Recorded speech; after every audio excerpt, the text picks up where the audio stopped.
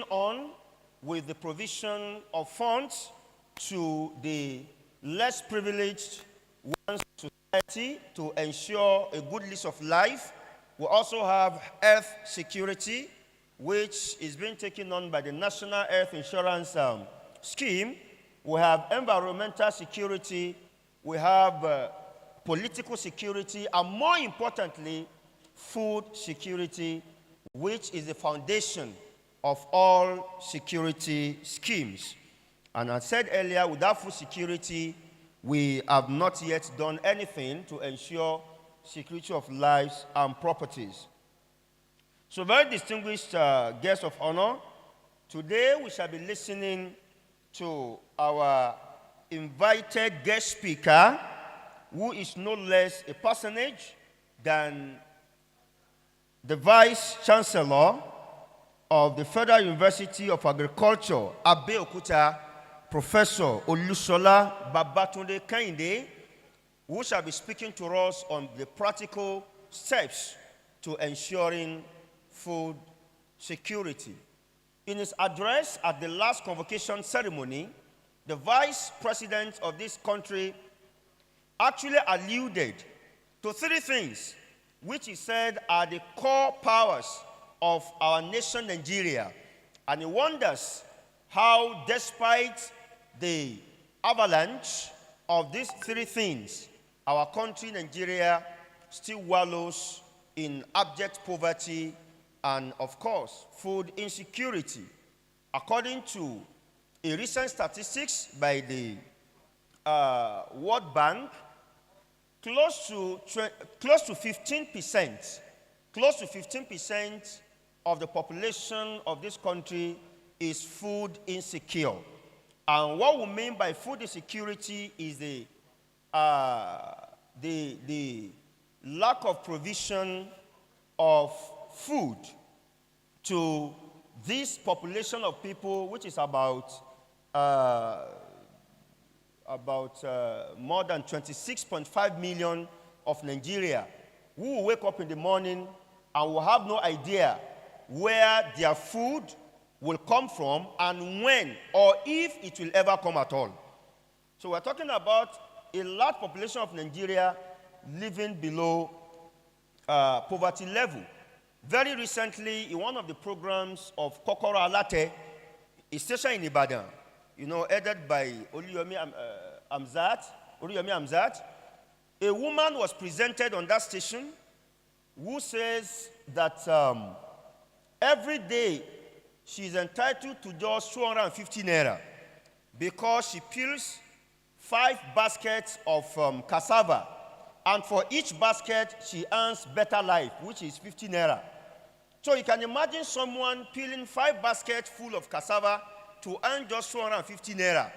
I can only imagine, unfortunately, how much of food 250 naira can provide for someone in a day. Can 250 naira take care of 1 square meal, let alone a woman who has more than 3 children to cater for? And there are millions of women like this living in this country. There are women who are, though married, but they are more or less single, because what marriage is expected to provide in terms of food security, economic security, financial security, they do not enjoy it. So our guest speaker today is going to address all of these issues. Okay. Yes, you should. Yes. All of these issues, inshallah. I was talking about the Vice President's address in the 18th convocation ceremony, and he said, Nigeria is blessed with vast arable land that is good for agriculture, vast water resources that will provide irrigation even without adequate rain to our farmlands. And we also have a huge number of youthful, strong, and energetic population that will cultivate the land and provide food for the population. He thus wonders that not only is it disheartening that our country today is battling with food insecurity, It is also disheartening that a nation that should be among the top 10 richest countries in the world is lagging behind, even in Africa. We are giant of Africa only on paper. But in terms of reality, in terms of provision of basic life needs, amenities, our country is an ant compared to some other African countries. I remember reading just a couple of weeks ago that Tanzania, or thereabout, I think Tanzania, had to shut down some of their plants because of overdose of electricity supply. So they had to shut down some of their plants. But here you are in Nigeria, some people are in Band A, and some people are in Bandiri. Some people are living in Bandiri Nation. No light. Some are abandoned. Some are in bandits. I don't know which band I belong to in my area, but what I know is that we only enjoy probably about 30 minutes of electricity in every 48 hours. So whatever band we belong to, I think it is left for you to, to tell me. So distinguished ladies and gentlemen, we have a serious problem on our hands. Insecurity is growing by the day. Kidnapping and ransom taking has now become a business enterprise across this country.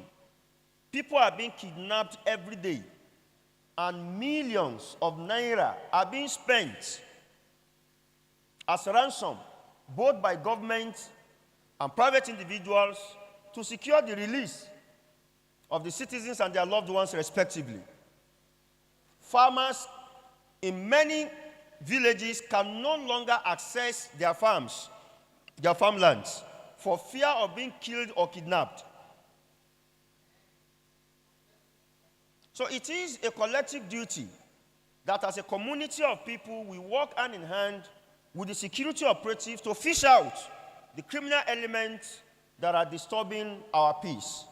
But more importantly, government as an institution needs to guarantee food security to our people. We can't afford to wake up in the morning and there is nothing on the table to eat. We can't afford to have money and we can't access food. We can't afford to have money and have access to food, but we cannot access quality food. Because food security is about four things. It is about the availability of food to the common man. It is about the affordability of the available food to the common man. It is about the accessibility of that food to the common man. And it's also about having access not only to food, but to nutritional food. Food that will benefit our body. Quality food, not just any food. So until government can guarantee these four things, distinguished ladies and gentlemen, we have a long way to go as a nation. So once again, I welcome you to this summit, and I wish you the best of time with us here in Al-Hikmah University. Thank you very much.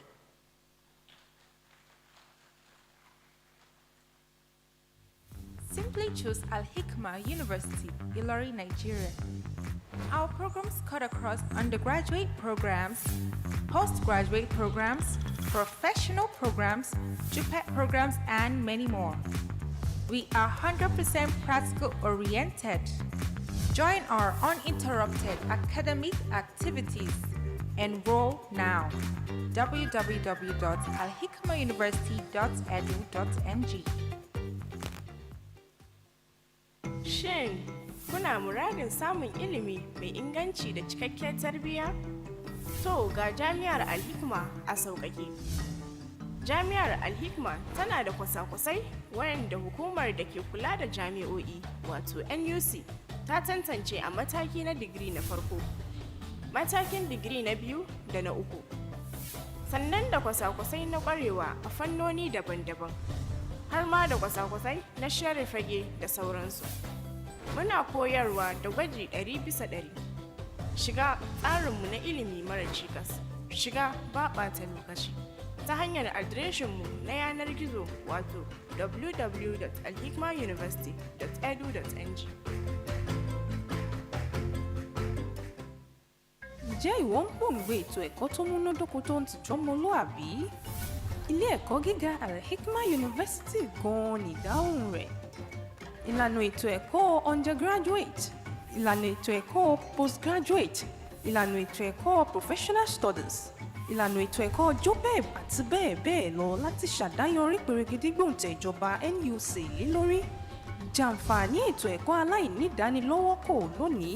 Forúkọsílẹ̀ lórí ẹ̀rọ ayélujára www.alhikmahuniversity.edu.ng. Wá jàǹfààní ojúlówó ẹ̀kọ́ tó yanrantí.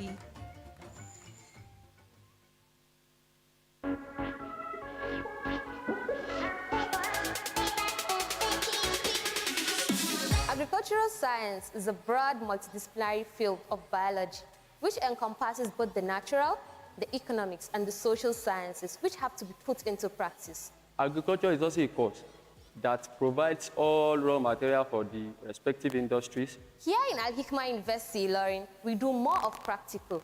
We specialize here in poultry, dry harvesting, tractor driving, and so many more.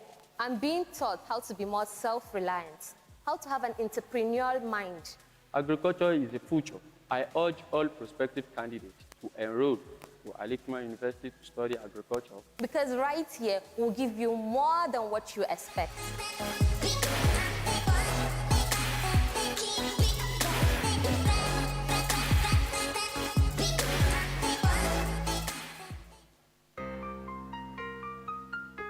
Water is life. Water sometimes causes death. Water is safe and beneficial when it undergoes careful and professional treatment. Potable water must be crystal clear, ozonized, odorless, and clean. These qualities can only be found in one brand, our brand. Introducing the new Al-Hikmah Table Water. Al-Hikmah Table Water is manufactured by Al-Hikmah University Ventures, a subsidiary of Al-Hikmah University, Ilorin, Nigeria. Al-Hikmah Table Water is available across Ilorin Metropolis at all retail stores. Al-Hikmah Table Water offers you bigger value at lesser price, with satisfaction derived from every single bottle. Al-Hikmah Table Water, the best for thirst.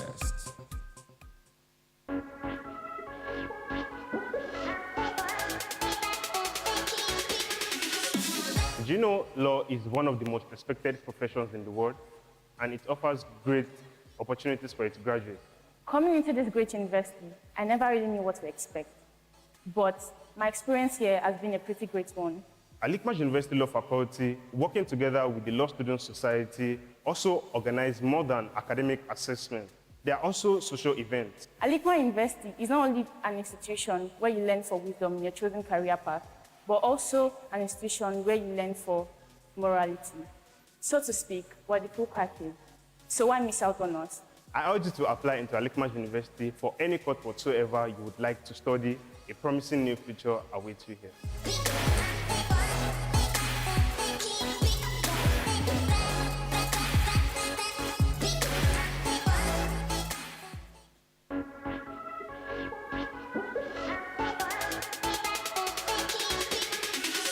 Here in Al-Hikmah University at accounting department, it's not about just trial balance, your balance sheets, the profit and loss account alone. We have been taking through different things. Banking and Finance Department in Al-Hikmah University has exposed us to a lot of up-to-date banking practice. We attend seminars, we attend conferences, different workshop programs that we have been taking here. And again, Al-Hikmah University has introduced us to some data analysis, which is the XPSS, the Excel, and other related software. So I would advise you all to enroll in Al-Hikmah. It's so wonderful here. Because everything is just all about practical, practical, practical.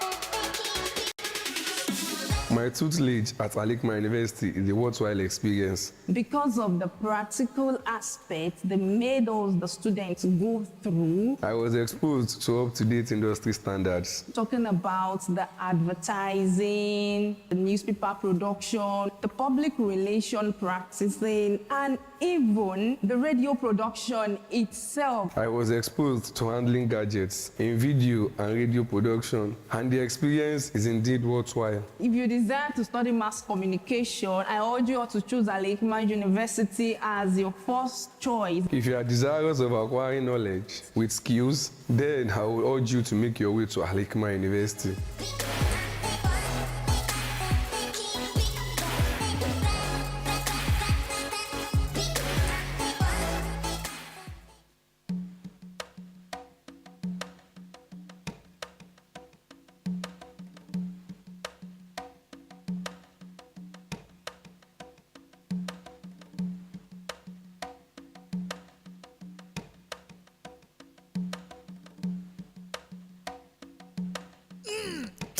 irú omi wo ló fún mi yìí. èmi ò mọ̀ mọ́rúkọ ẹ èmi kàn fún yín lómi ni. káì o lè fún yàn níwọ̀ jẹ èmi ẹ dédé mú mi báyìí. irú omi wo lẹ wá mú. Al-Hikmah University table water omi alálùbáríkà tó ṣe ara lóore omi tó mọ́ garaga tí ò ní dọ̀tí. Al-Hikmah University table water láyé mu báyìí. Al-Hikmah University table water omi amọ́lọ́lọ́ omi táwọn gbajúmọ̀ àti ọ̀tọ̀kùlú èèyàn ń mu kò sí nínú àwọn omi lásán omi gbàrọ̀ gudu. Al-Hikmah University table water ó ti lù gbòòrò pa wọ́n ta tinú ara wọ́n ta tinú nke. Al-Hikmah University table water láfiwé rárá ọlọ́tọ̀ ní tòun ọ̀tọ̀ kò síbi tẹ́ ẹ̀ ti lè rí ó ń bẹ ní gbogbo ilé ìtajà tẹ́ ti ń ta omi tàbí ká ẹ má dàkún rárá ká ẹ pè sórí aago 08039561525 ẹ jọ̀wọ́ ẹ má mú mi kó mi má o Al-Hikmah University table water ni ẹ má mú. ẹ má má mú mi kó mi má o àwa ò mú mi kó mi má o Al-Hikmah University table water la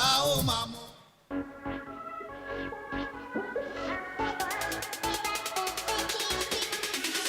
Here in Al-Hikmah University, our lectures are 100% practical oriented.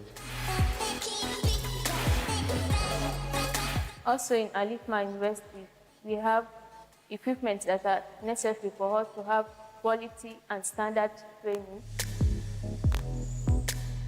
whereby we carry out different types of tests in the lab. We have hemoglobin estimation, culturing of samples like urine, stool, CSF, and others.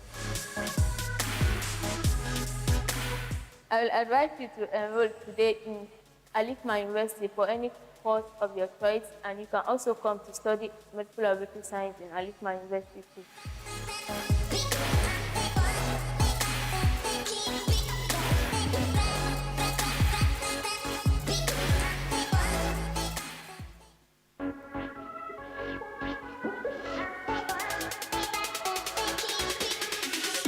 Contrary to the misconception of people about private universities, here in Al-Hikmah University, the effort you put in equates to the results you get. We have competent and dedicated lecturers, state-of-art facilities, and ever-ready to learn students. We are being trained theoretically and practically. We also go to the lab for practical, and we go to the hospital for clinical experience. On this note, I urge you to enroll in Al-Hikmah University to come fetch from the wealth of knowledge. To study either nursing science or any other course of your choice.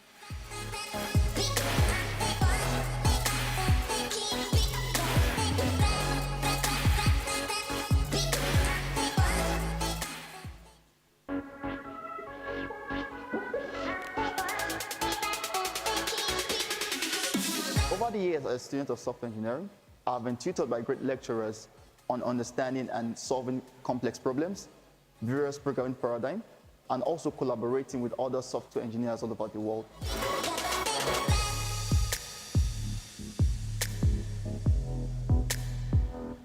I urge you to apply to Al-Hikmah University Law in Nigeria as a software engineer, as we become the next phase and the next batch of problem solvers in the tech field.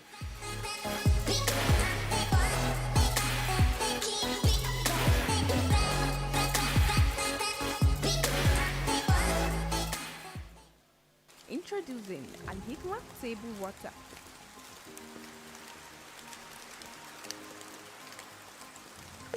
Life can be demanding and it is easy to forget to take care of ourselves.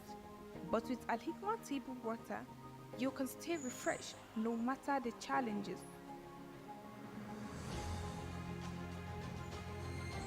Our pure and natural water is the one you can trust that every sip is clean and refreshing.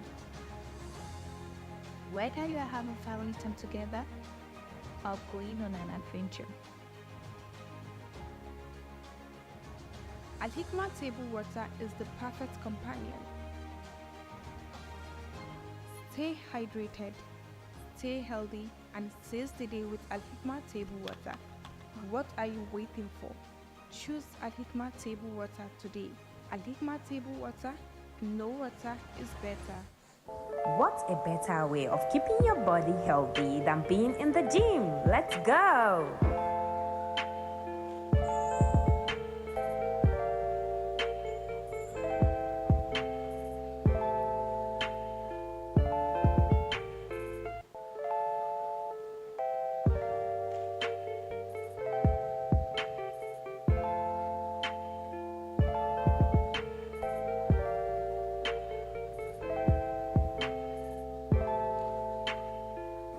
We understand that you want water that is not only pure and refreshing but also healthy and safe to drink.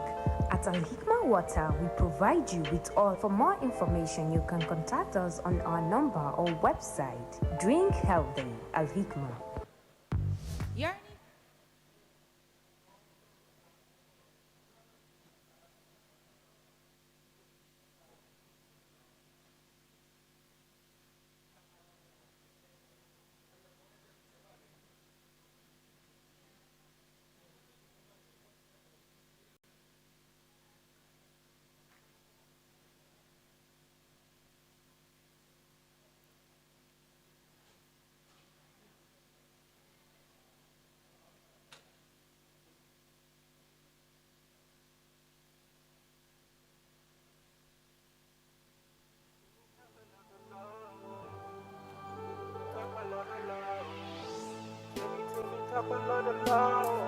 When I wake up in the morning, I thank Him for strength and for the light of my life. I ask Him for joy and for the food of the day. I sin no reason but before I lie to myself. I try to be true to myself by giving trust to my friend. So we drink from the brook, now we roll out some blue, just to build a shelter against the rain day. Then we pray for blessings and guidance all day. Like. Tell me, talk about Lord, the Lord, what I do. Tell me, talk about Lord, the Lord, what I show. Tell me, talk about Lord, the Lord, what I do. Tell me, talk about Lord, the Lord, what I show. Tell me, talk about Lord, the Lord, what I do. Tell me, talk about Lord, the Lord, what I show. And here we are, a fresh undergraduate. Anything for Lua, every juba for Lua, mo surrender for Lua, mo tuntariba for Lua, Moshe Alhamdulillah, Moshe Subhanallah, La ilaha illallah, Qalu Allahu Akbar. Thank Him for the gift of life, thank Him for the breath of life. Every single time I strive. This is my first day to step into the university. Who gave us the shining moon and the ever-blazing sun here? He gave me eyes for seeing, my ears for hearing, mouth for the rams that I'm stealing. Raise your hands up high and give thanks. I hope this will be the beginning of a new and a better phase of my life. Tell me, talk about the Lord, what I show. Tell me, talk about the Lord, what I do. Tell me, talk about the Lord, what I show. Tell me, talk about the Lord, what I do. Tell me, talk about the Lord, what I show. Tell me, talk about the Lord, what I do. Tell me, talk about the Lord. I think if thank you is the only word to say to anyone who shows love, then why not make it day happy? Surely you won't regret it. Yes, I know I'm a clown and He is the much forgiving. I just wanna thank God for life and for the little ups and downs that make the life we're living. And all I gotta say is Alhamdulillah, Alhamdulillah, Rabbil Alamin. Tell me, talk about the Lord. Distinguished ladies and gentlemen, the Vice Chancellor and other principal officers of the university are here. In the next couple of minutes, they shall make their way into the auditorium. I would humbly request that as they come in, we rise to welcome them to our midst.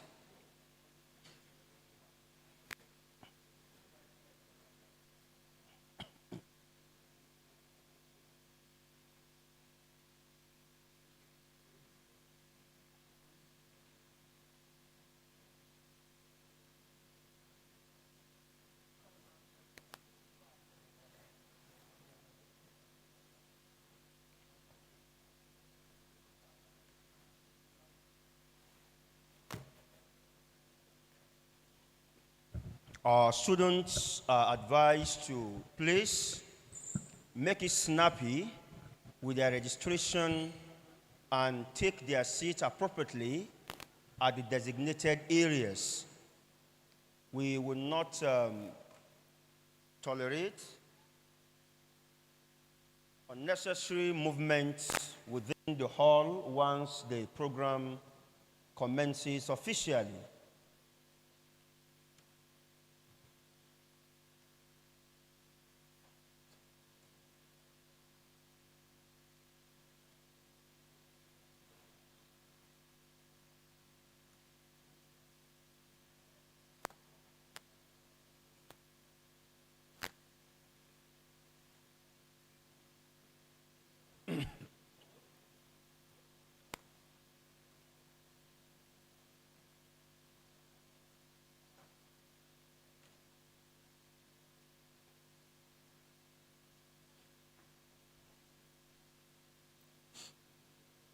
The Vice Chancellor is already at the entrance of this hall in the company of the guest lecturer. Please, can we rise to welcome the Vice Chancellor and other principal officers of the university to our midst? Thank you. And our students would appreciate that we move forward and occupy the available seats directly in our front so that we do not sit in a scattered manner. Please let us move forward and occupy the seats in our front.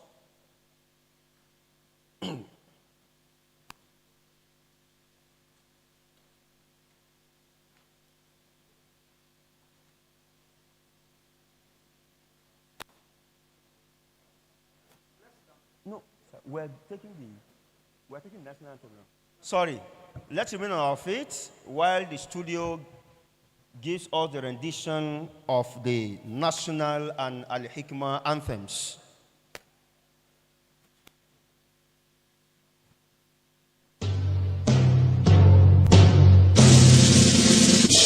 All right, old compatriots, Nigerians come again to serve our fatherland with love and strength and faith.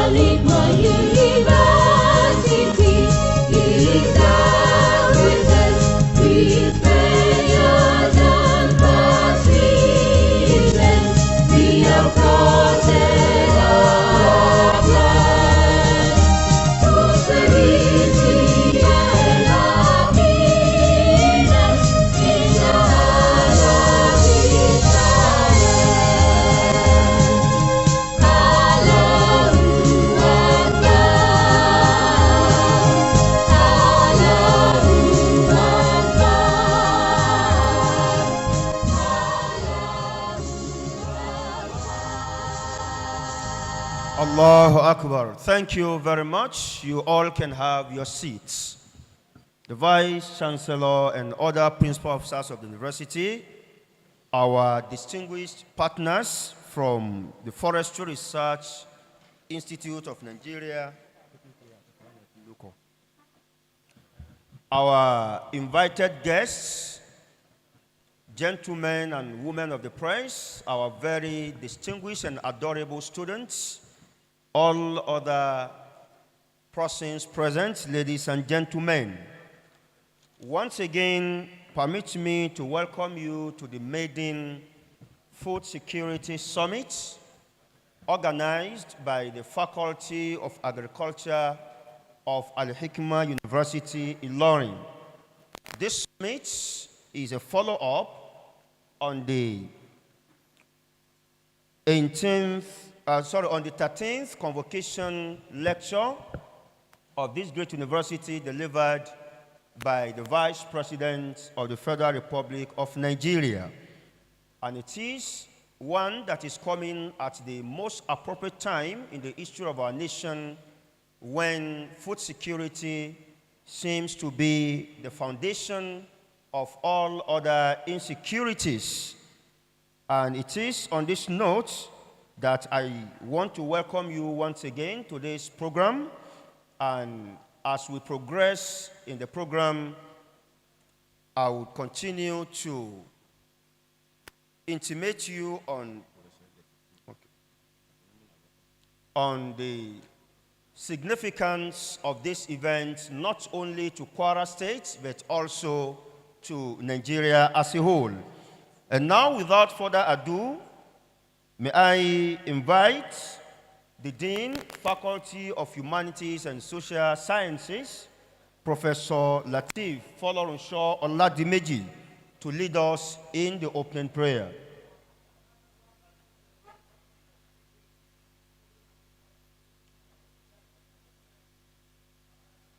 أعوذ بالله من الشيطان الرجيم بسم الله الرحمن الرحيم بسم الله الذي لا يضر مع اسمه شيء في الأرض ولا في السماء وهو السميع العليم بسم الله الذي لا يضر مع اسمه شيء في الأرض ولا في السماء وهو السميع العليم بسم الله الذي لا يضر مع اسمه شيء في الأرض ولا في السماء وهو السميع العليم.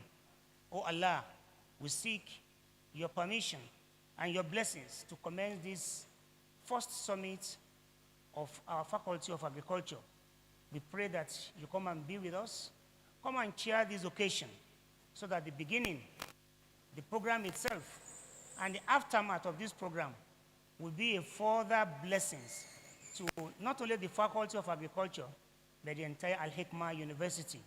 Oh Allah, we pray for the founder of this university, the board of trustees of this university, the council of this university, the entire management, and the staff and students of this university, for Allah to continue to be with us, guide us in all our affairs, so that Al-Hikmah University will continue to grow from strength to strength.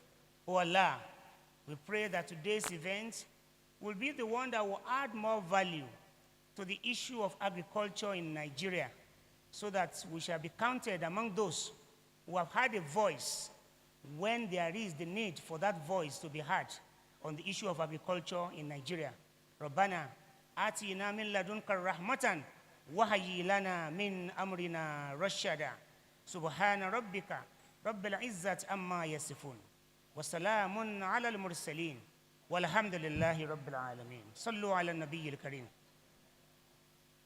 Sallallahu alayhi wasallam. Thank you very much, the Dean, for that very beautiful prayer.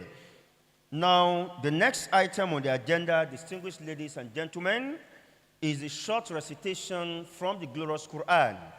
May I invite one of our students, Madam Abdul Mumin Abubakar, to give us a short recitation from the noble Quran. Thank you.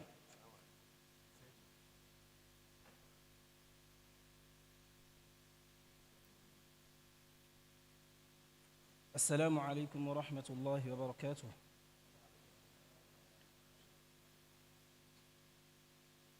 أعوذ بالله من الشيطان الرجيم.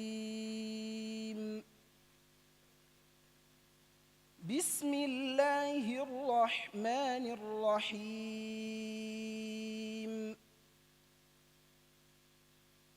يا أيها الذين آمنوا اتقوا الله ولتنظر نفس ما قدمت لغد واتقوا الله إن الله خبير بما تعملون. ولا تكونوا كالذين نسوا الله فأنساهم أنفسهم أولئك هم الفاسقون. لا يستوي أصحاب النار وأصحاب الجنة أصحاب الجنة هم الفائزون.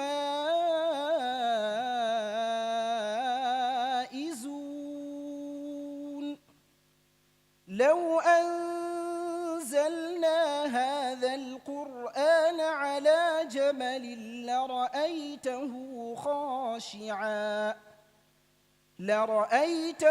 خاشعا متصدعا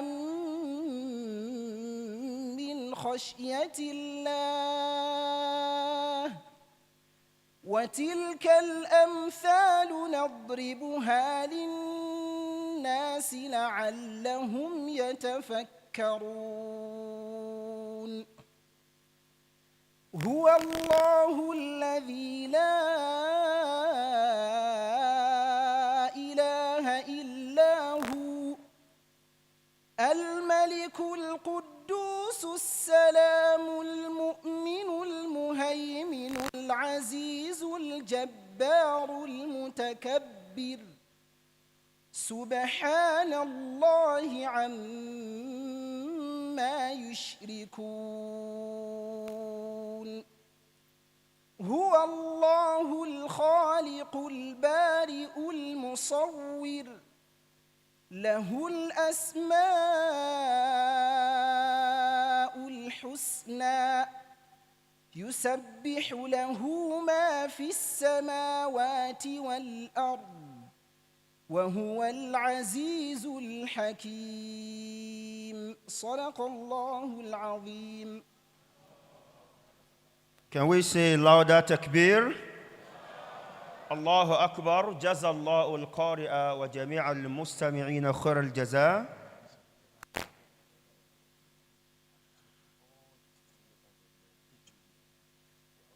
We ask Allah subhanahu wa ta'ala to reward abundantly both the reciter and the listeners. Distinguished ladies and gentlemen, I announced to you earlier that the theme of this maiden summit is meeting the challenges of food insecurity in Nigeria, agricultural technologies to the rescue. And today we have in our midst experts in the field, both within and without the state, to proffer viable solutions to the challenges of food insecurity in Nigeria. But before we get to that, let me briefly introduce some of the guests sitting before you on the high table. And I would like to begin by introducing the Vice Chancellor of this great university, Professor Noah Yusuf, FSP. Wa alaikum assalam wa rahmatullahi wa barakatuh. We have in our midst the Deputy Vice Chancellor, Professor G.O. Akashoro. The University Registrar, Dr. K.A. Oladimeji. the university bossa, Mr. Hafiz Omawale Omani. I got that correctly. The university librarian, Alhaj Isiaka Atunde Alao. I think I will start calling you by your full names now. We also have in our midst this morning the representative of the founder of this great university and Dean, Faculty of Humanities and Social Sciences, Professor Lateef Folorunsho Oladimeji. The father of all deans, the Dean of Postgraduate School, Professor Adeshina Olumide Yusuf Raji. I got that correctly. The Dean of the Faculty of Agriculture, Dr. K.S. Oloruninsola. Don't worry about that. The Dean of the Faculty of Health Sciences, Professor Olabode Kayode. The Dean of the Faculty of Management Sciences, Dr. Mrs. M.A. Aremo. And our very distinguished guest of honor, who is here as a guest speaker at today's occasion, Professor Adebayo Oni, representing Professor Olusola Babatunde Kehinde, Vice Chancellor of FUNAB. You are welcome, sir. Thank you very much. We also have here in our midst Professor Hakeem Ijaya from the Faculty of Law. Please rise for recognition. And our very distinguished and honorable partners from FRIN, Federal Forestry Research Institute of Nigeria. We have the head of the Department of Planning, Research and Statistics, Dr. Osikabo Benson. He is also here with Dr. Mrs. Williams Olufunmilola, head of Agroforestry Section. We also have Mr. Gawat Adedayo, Chief Operating Officer, Unilorin Didimas Farms. And also from FRIN, Prince Adedayo Adedibu Adegoke from FRIN. Thank you very much. Because of time, permit me to just stop at that. I think these are the guests who are here with us for now. As soon as others join us, I will introduce you appropriately. But please, gentlemen and women of the press, you are all welcome as usual, the members of the press who are always with us in all our programs. Now to the next item on the agenda, which is the welcome address by the host of today's program, Dr. K.S. Oloruninsola, Dean, Faculty of Agriculture, Al-Hikmah University, Igbaja Campus. You are welcome, sir.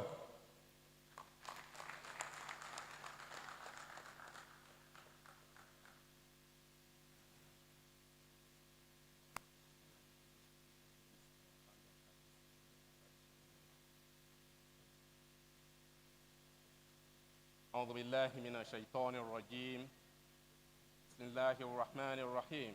All praise is due to Allah, the Lord of the worlds. We thank Him for bringing us here today, and a very good morning to everyone sitting and everyone in attendance. On behalf of the founder, Al-Hikmah University, Ilorin, in person of Al-Haj Dr. Chief Abdurrahim Oladimeji, the Asiwaju of Igbomina land, the Baba Oba of our kingdom, and Arogundade of Lagos. Ably represented by the distinguished Professor Abdulateef Folorunsho Oladimeji. We recognize the presence of the chief host of this event, the Vice Chancellor, Al-Hikmah University, Professor Noha Yusuf, the guest speaker of the day, Professor Babatude Kehinde, who is also the Vice Chancellor, Federal University of Agriculture, Abeokuta, codename FUNAB, who is as well ably represented by no other person than a distinguished professor, Adebayo Oni, who is an animal nutrition specialist. We welcome you to this occasion. At the same time, we will welcome our distinguished panelists who are not just ordinary people, but they are from academia, captains of industry. There are also entrepreneurs amongst them, and of course, all our invited guests. Today's event is a remarkable one with the theme, Meeting the Challenges of Food Insecurity in Nigeria, Agricultural Technologies to the Rescue. The theme was specially chosen to reflect the current predicament of food situation in Nigeria. Similarly, it was a follow-up action to the earlier lecture delivered by His Excellency Senator Kashim Shettima, GCON, the Vice President of the Federal Republic of Nigeria, on the occasion of Al-Hikmah University's 13th convocation ceremony, which is convocation lecture titled Addressing Nigeria's Food Security Challenge Through High Technological Approach, the role of universities.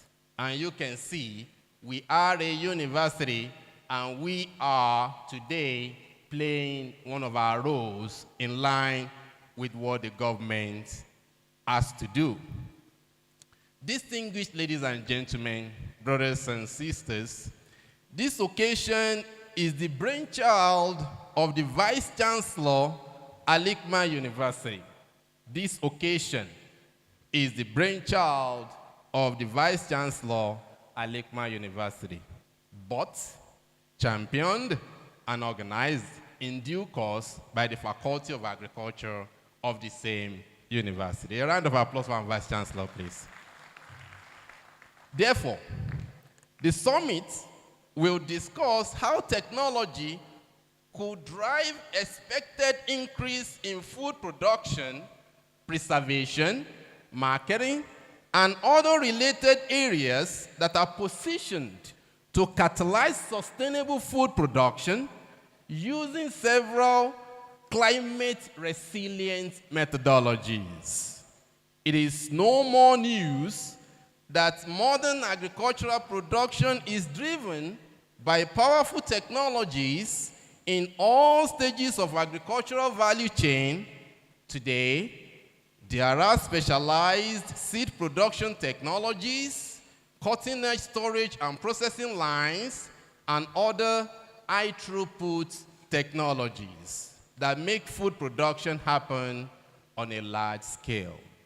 Nigeria is indeed well-positioned to utilize technology in driving increased production, and to the extent to which today's lecture will emphasize and decipher for all and sundry to take, package, and engage to further cement the journey towards sustainable agricultural production.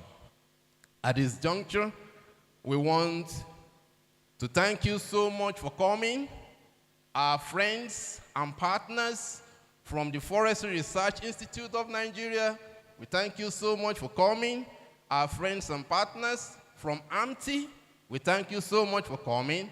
Of course, our friends from INSPRI, we thank you so much for being in attendance. And of course, our state.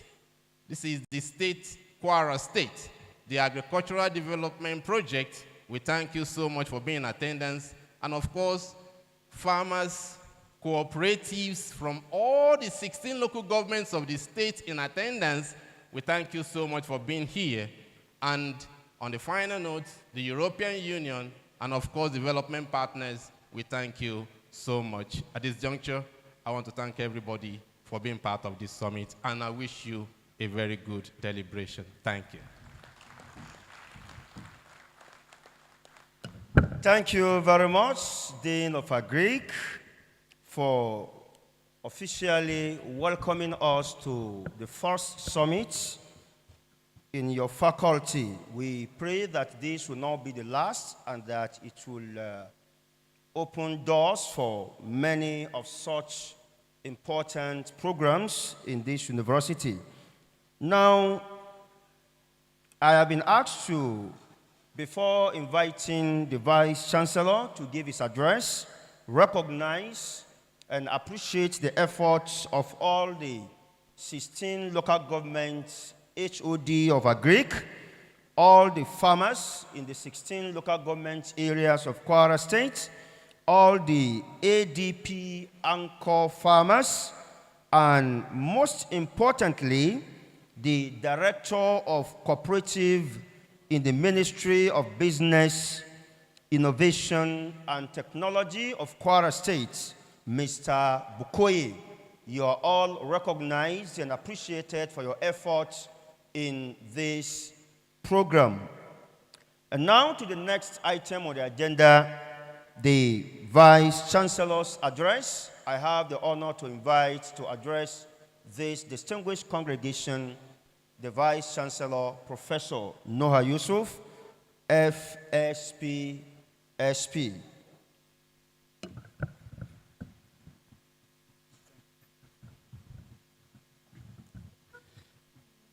A'udhu billahi minash shaitani rajim.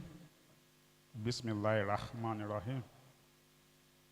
Assalamu alaikum wa rahmatullahi wa barakatuh. Let me start by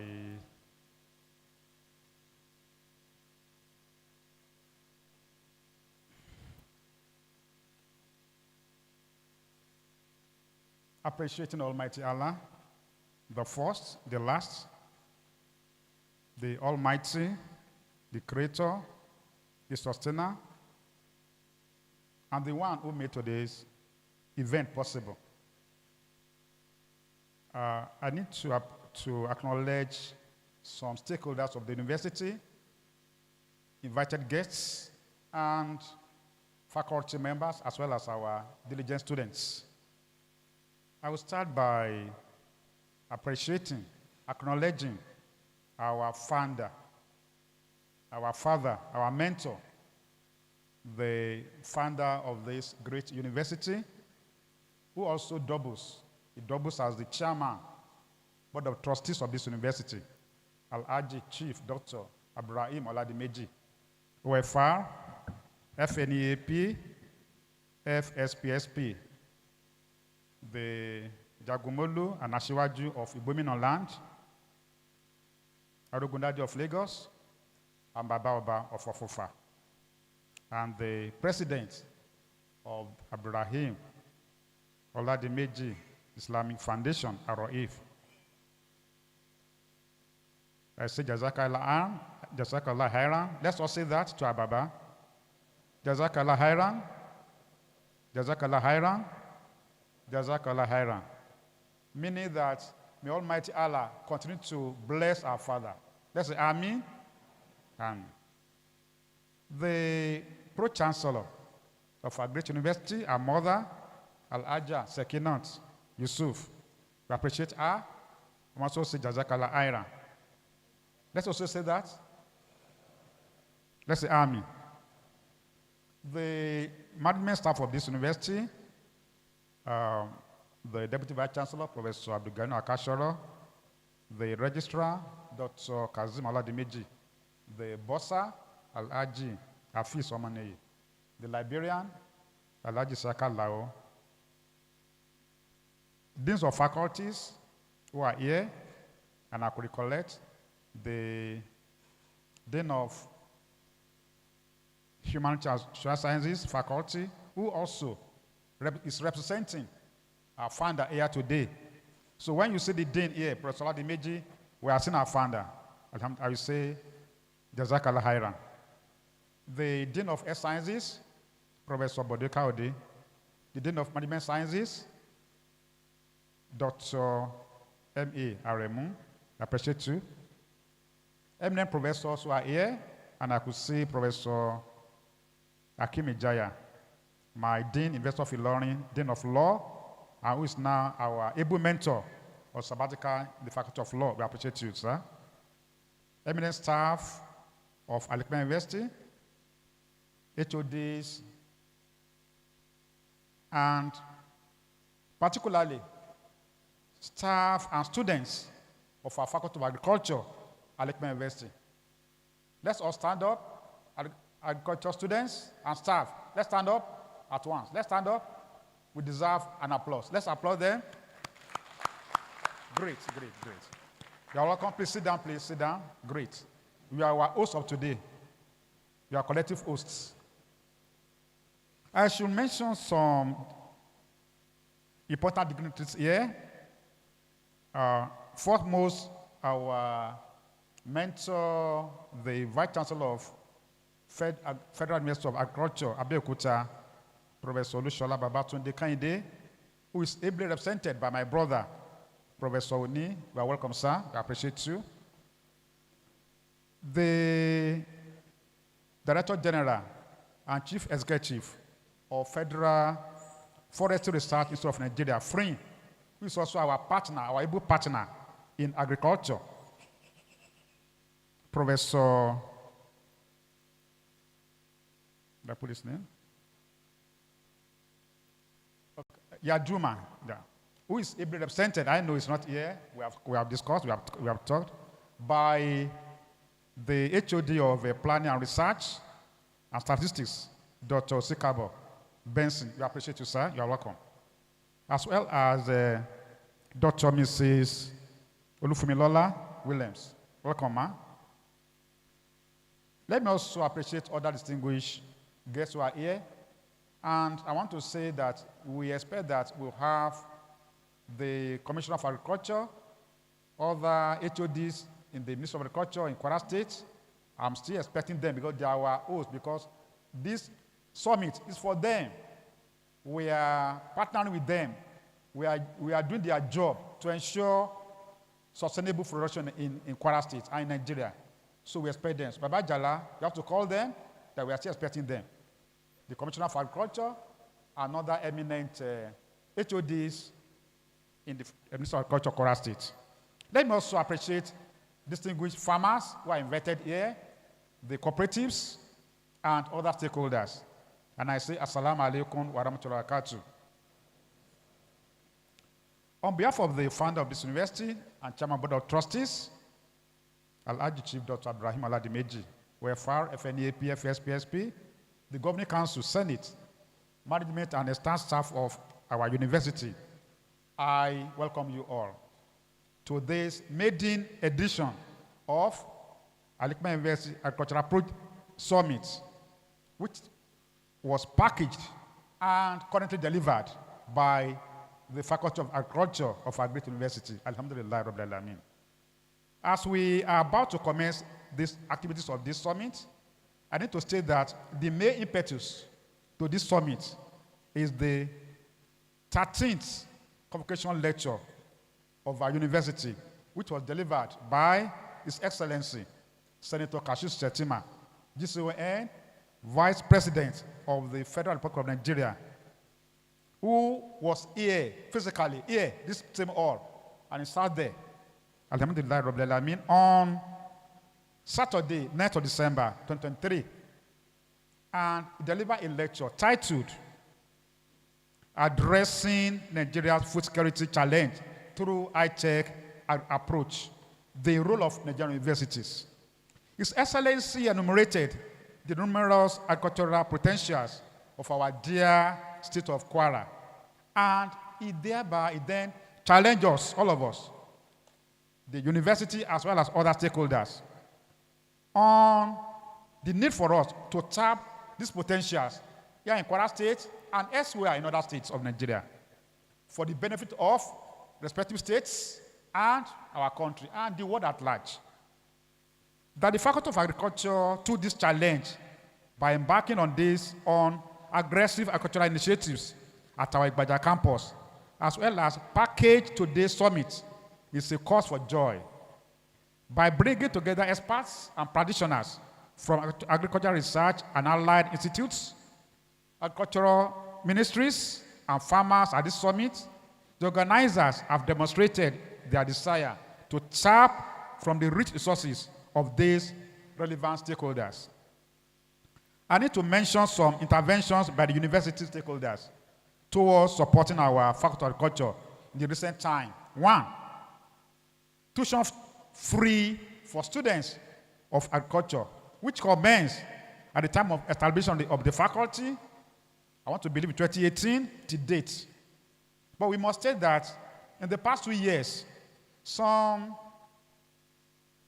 fees, not tuition, which are majorly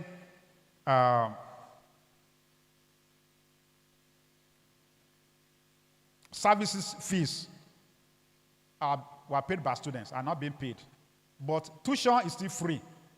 So it is on record that our university, I already know other university in Nigeria that gives almost free education to students in agriculture faculty. Can we clap for our university? 2, upgrade of facilities at our Igbaja campus, which houses the Faculty of Agriculture in preparation for NU's accreditation in November 2022. These upgrades include renovation of classrooms, laboratories, hostels, and the construction of Bello Masari Hostel, which was commissioned by His Excellency, Right Honorable Aminu Bello Masari, former Governor of Katsina State, who came to Igbaja, also physically, on Wednesday, 17th August 2022. 3, successful NU's accreditation in November 2022, the outcome of which granted full accreditation status to our agriculture program. Can we applaud our faculty and to the university? The NUC team at that time advised the management that there's a need for us to convert our Faculty of Agriculture Igbaja campus to Al-Hikmah University of Agriculture Igbaja campus. Can we say inshallah? Inshallah? Or don't you want that?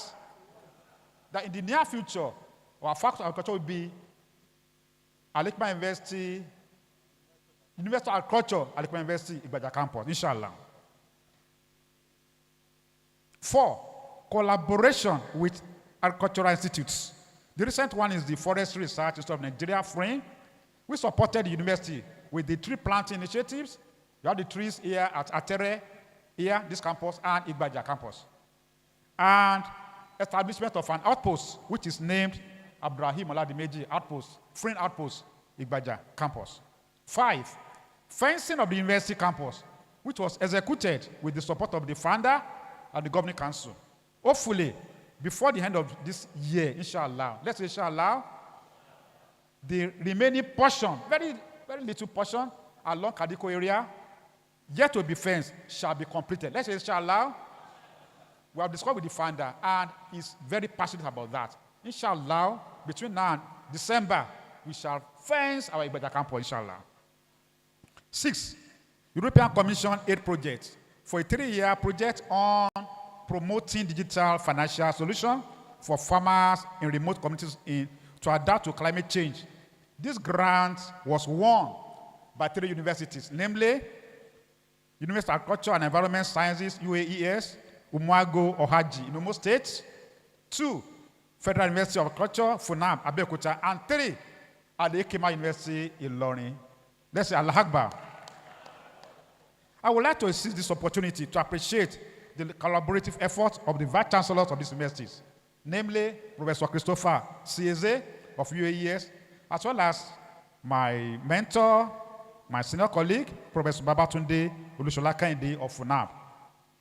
We sincerely appreciate them. And I want Professor Oni to please convey this appreciation to our vice chancellor. Number 7, currently, the university is in partnership with some agricultural experts for the cultivation of plantain and potatoes on our land at both Igbaja and Atere campus. 8. Okay, it's not even 8. Another salient comment on current state of agriculture in Nigeria. However, let me crave the indulgence of this audience to mention some challenges in agricultural production in Nigeria, which require intervention, which I know, in part, as part of this summit discussion, we will deliberate on this. 1, over the years, the farming population, particularly in local agricultural producers, is largely comprised of old men and women. Even women where culture permits. In some areas, women are not supposed to even do anything. This situation needs to be reversed. Agriculture should be made attractive to the young population.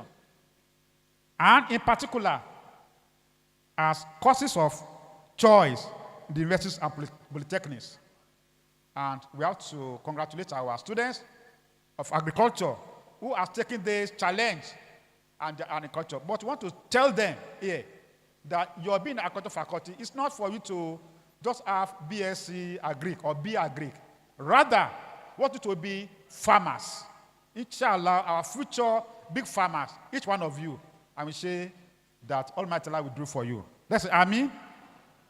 Please don't limit your target to being graduate of agriculture. Rather, to be what? Farmers. Will you be proud to be farmers? My students, yes or no? Good, great. 2, wastage of large agricultural produce due to absence of modern preservation and storage facilities, especially for local farmers. I know for big-time farmers, they have this. But for local farmers, who are majority, who are our producers, who supply us food in our markets, where the storage? So in most cases, we have wastage everywhere. And I'm sure this summit will also tackle this issue. 3, lack of processing facilities for the bulk of our products. See mangoes everywhere during mango time. See cashew everywhere during cashew time. And because there's wastage everywhere. 4, high dependence on rainfall. And when the vagaries of weather set through climate change challenge, low yield is recorded. Irrigation and dry season farming, both of which have potentials, are not fully encouraged and not fully adopted and practiced by local farmers. Because I'm directing to local farmers because this is our future. It is true that we have mechanized farming by big time, the generals, the rich men, but in most cases, most of the products are sent abroad. It's the local farmers who feed us. So we need to engage with them to ensure they are improved.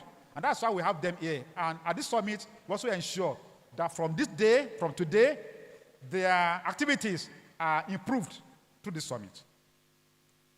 Next one, absence of synergy between federal and state ministries of agriculture, synergy between research institutes, synergy between universities and faculty of agriculture, which spread over the country. There should be synergy.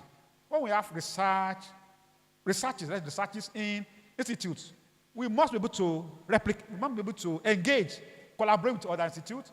The University of Agriculture should be able to work with other University of Agriculture so that we can have enhanced food production in Nigeria. To provide answer to these questions, Al-Hikmah University is convinced that deployment of agricultural technologies could be the eluding solution. Hence, the choice of today's theme, meeting the challenges of food insecurity in Nigeria, agricultural technologies to the rescue, and it becomes imperative. In addition, to drive home the point we are featuring on the sideline, latest technologies in agriculture, exhibition of agricultural machinery and equipment. At the end of this summit, the university management plans to harvest all the discussions and have come out with a publication which comprises all these things, and inshallah, and this book will be circulated to all the stakeholders here, as well as all stakeholders in agriculture in Nigeria, as well as in the federal government, inshallah. Since the vice president is our initiator of this summit, copies will be sent to the vice president office, as well as to the president, inshallah. Conclusion. Before I conclude this speech, I would like to once again appreciate the dean, staff, students of Faculty of Agriculture for packaging this event. Distinguished guests, ladies and gentlemen, I welcome you all to this symbolic assembly, the maiden HUI Faculty of Agricultural Summit. But before I sit down, I think I have that task to declare this summit open. And that light, in the name of Almighty Allah, and in the name of our founder and chairman of BOT, I want to declare this summit open. Let's say Allah Akbar. Can we applaud the Vice Chancellor? Better than that? Thank you very much, Mr. Vice Chancellor.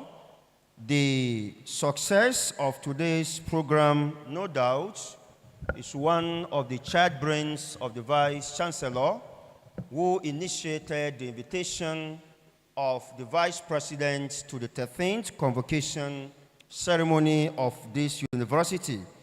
And today we are witnessing one of the success stories of that invitation. We pray that as we have commenced with the right step, there would be follow-ups on how to achieve sustainable food security, not only in Kwara State, but in Nigeria, through our Faculty of Agriculture. Distinguished ladies and gentlemen, I announced earlier that the founder of this university is in our midst, ably represented by his namesake, Dean, Faculty of Humanities and Social Sciences. And now I want to invite the founder, ably represented, to also deliver a short address just before we move to the keynote address. Professor Elefsa.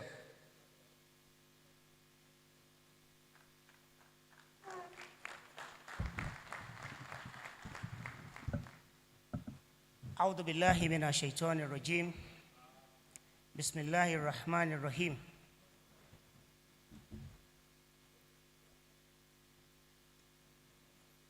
Sorry.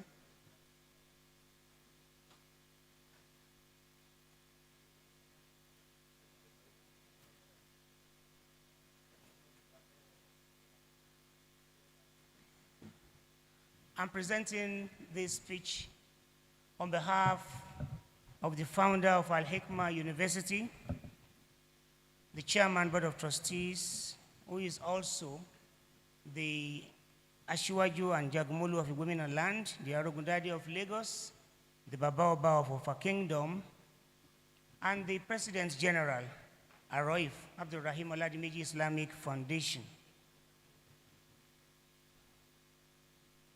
The Vice Chancellor and the entire management, our distinguished invited guests, distinguished members of the Faculty of Agriculture and other deans that are here present, our affiliate bodies from various organizations,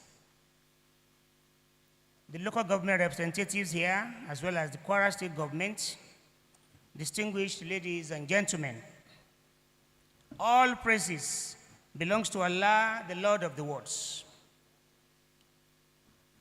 I seek refuge in Him from the accursed shaitan, and I start this brief speech in the name of Allah, the gracious, the merciful. Mr. Vice Chancellor, distinguished guests, I have a singular honor to welcome you all to this first Agricultural Summit 2024, organized by the Faculty of Agriculture of Al-Hikmah University, Ibadan, and Ilorin campuses.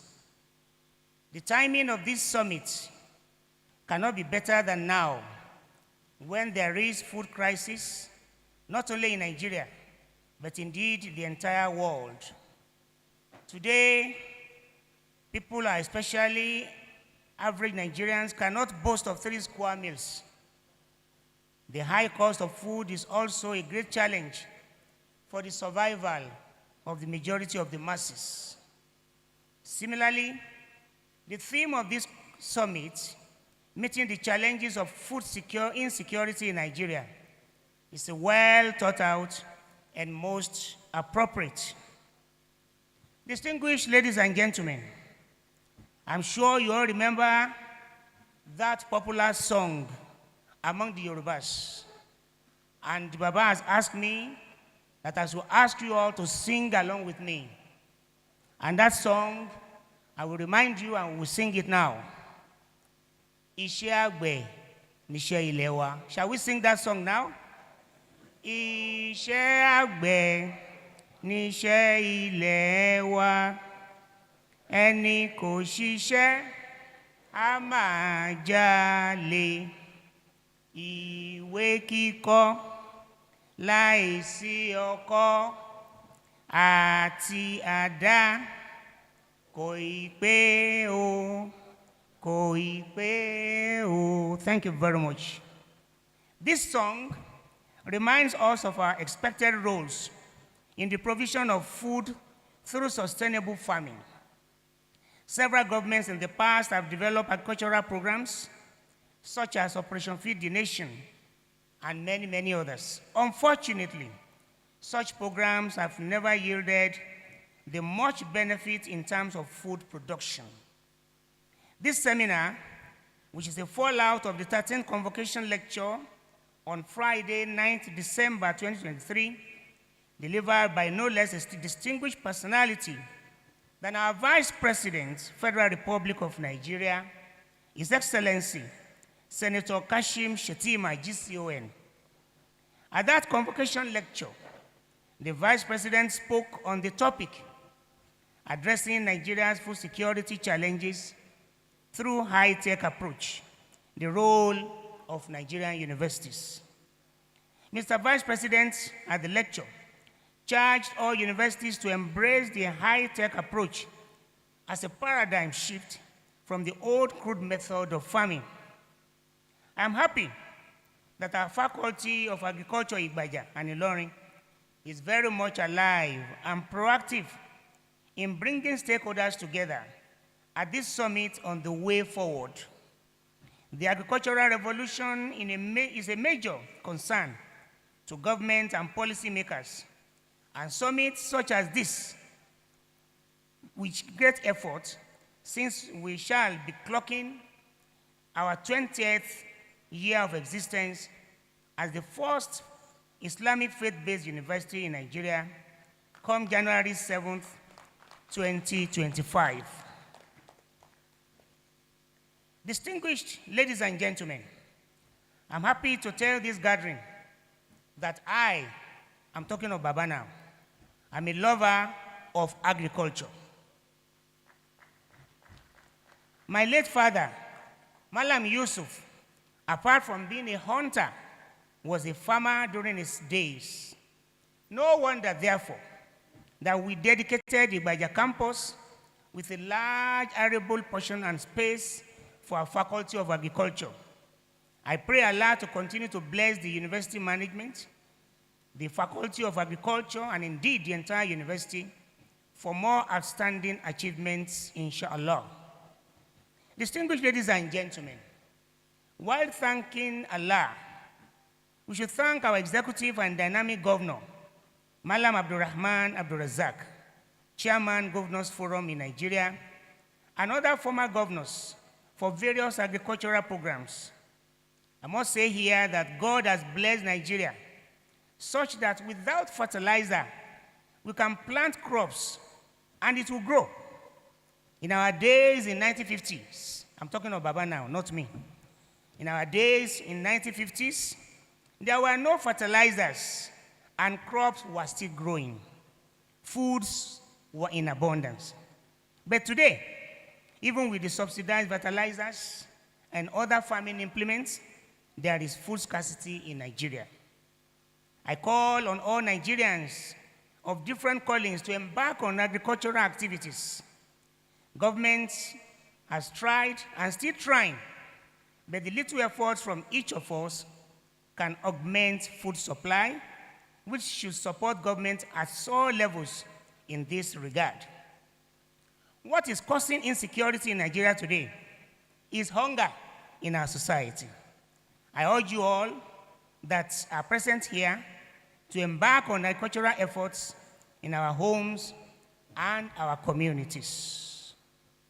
Let me call on the authorities of the federal, state, and local governments to continue to support agro-based initiatives with farming equipments, agricultural facilities, and funds for agricultural extension services.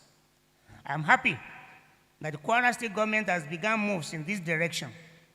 May Allah continue to assist our dynamic governor in all his programs. I also call on our good spiritual Nigerians to support indigent students with scholarships and research grants in the field of agriculture.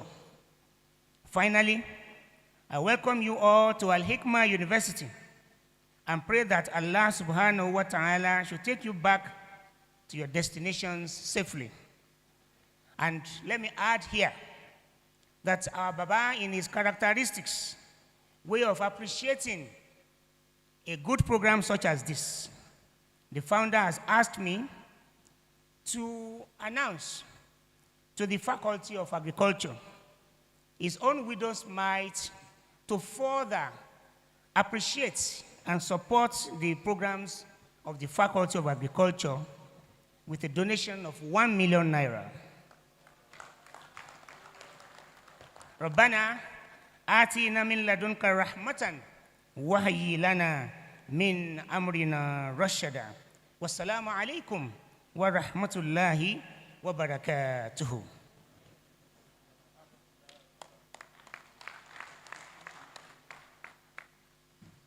Alhamdulillah, we have all listened to the founder, ably represented by his namesake, and we pray that Allah continue to guide us on this path until we achieve our objectives. Distinguished ladies and gentlemen, may I quickly recognize some of our important guests who have arrived here in the hall. I have the representative of the Dean of Agric, University of Ilorin, Dr. E.K. Ifedi. Can you rise for recognition, please? Dr. E.K. Ifedi, representing Dean, Unilorin, Faculty of Agriculture. I also have this morning with us one of our keynote speakers, Professor Lateef Oladimeji Sani. The only difference between him and the last speaker is the following show in the last speaker's name. Professor Lateef Oladimeji Sani is the Director General of the National Stored Products and Research Institute. You are welcome to our Mesa. Thank you very much. Also, the Director of Academic Planning, Dr. Sikiru Lanre Noruddin, is here in our midst. Thank you. Now, distinguished ladies and gentlemen, without further ado, the next item is the keynote address. I have been told to invite the DG INSPRI, Professor Lateef Oladimeji Sani, to deliver the first keynote address at this event. Please give him a round of applause as we welcome him on stage. Thank you.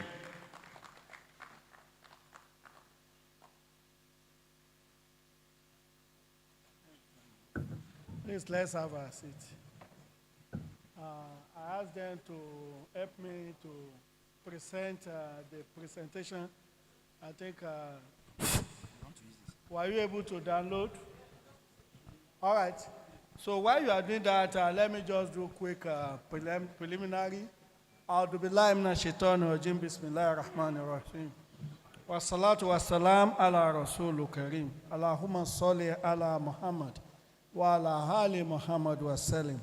Assalamu alaikum wa rahmatullahi wa barakatuh.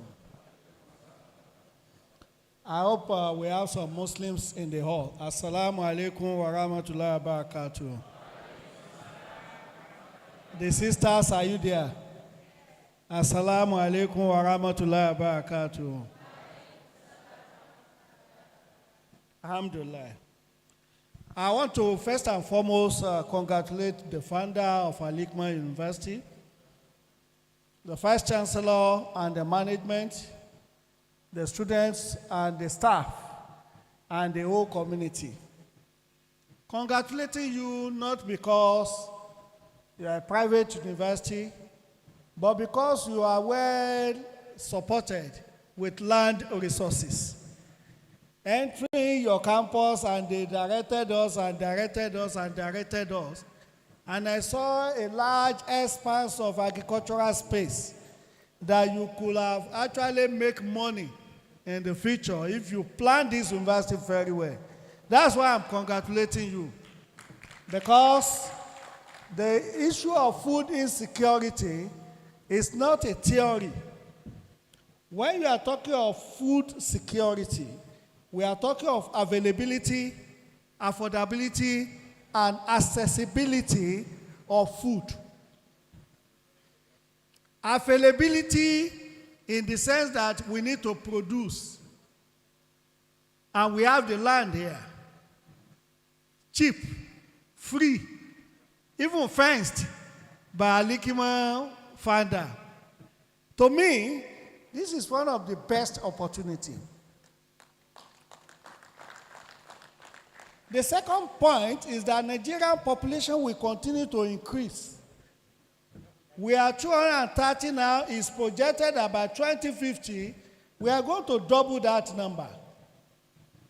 And as you are doubling your production, by Malthusian theory, you remember, you will need to double the supply of food in that environment. And that's why having an opportunity of a university that is sited in a space where you have more opportunity for mechanized farming, to be able to position yourself for the supply of food in the future is a plus to this university. The third point is that we are in an area where the issue of youth in agriculture, youth in agribusiness is becoming more important. And the fact that we set up a university and we are interested in agricultural development, we are training youth, has already positioned you, if you master it very well, to get this youth not to be looking for a job, but to be an employer of jobs in the future. And what kind of job would they be doing? All of them need to go into the agricultural space. The last reason why I also need to congratulate this university is that you are sited in an agrarian state that had experience of influencing international farming players to be in this state, the Zimbabwean farmers in those days, when Governor Saraki was the executive governor of this state. I used to represent IITA in most of their convening when he was the governor in this state.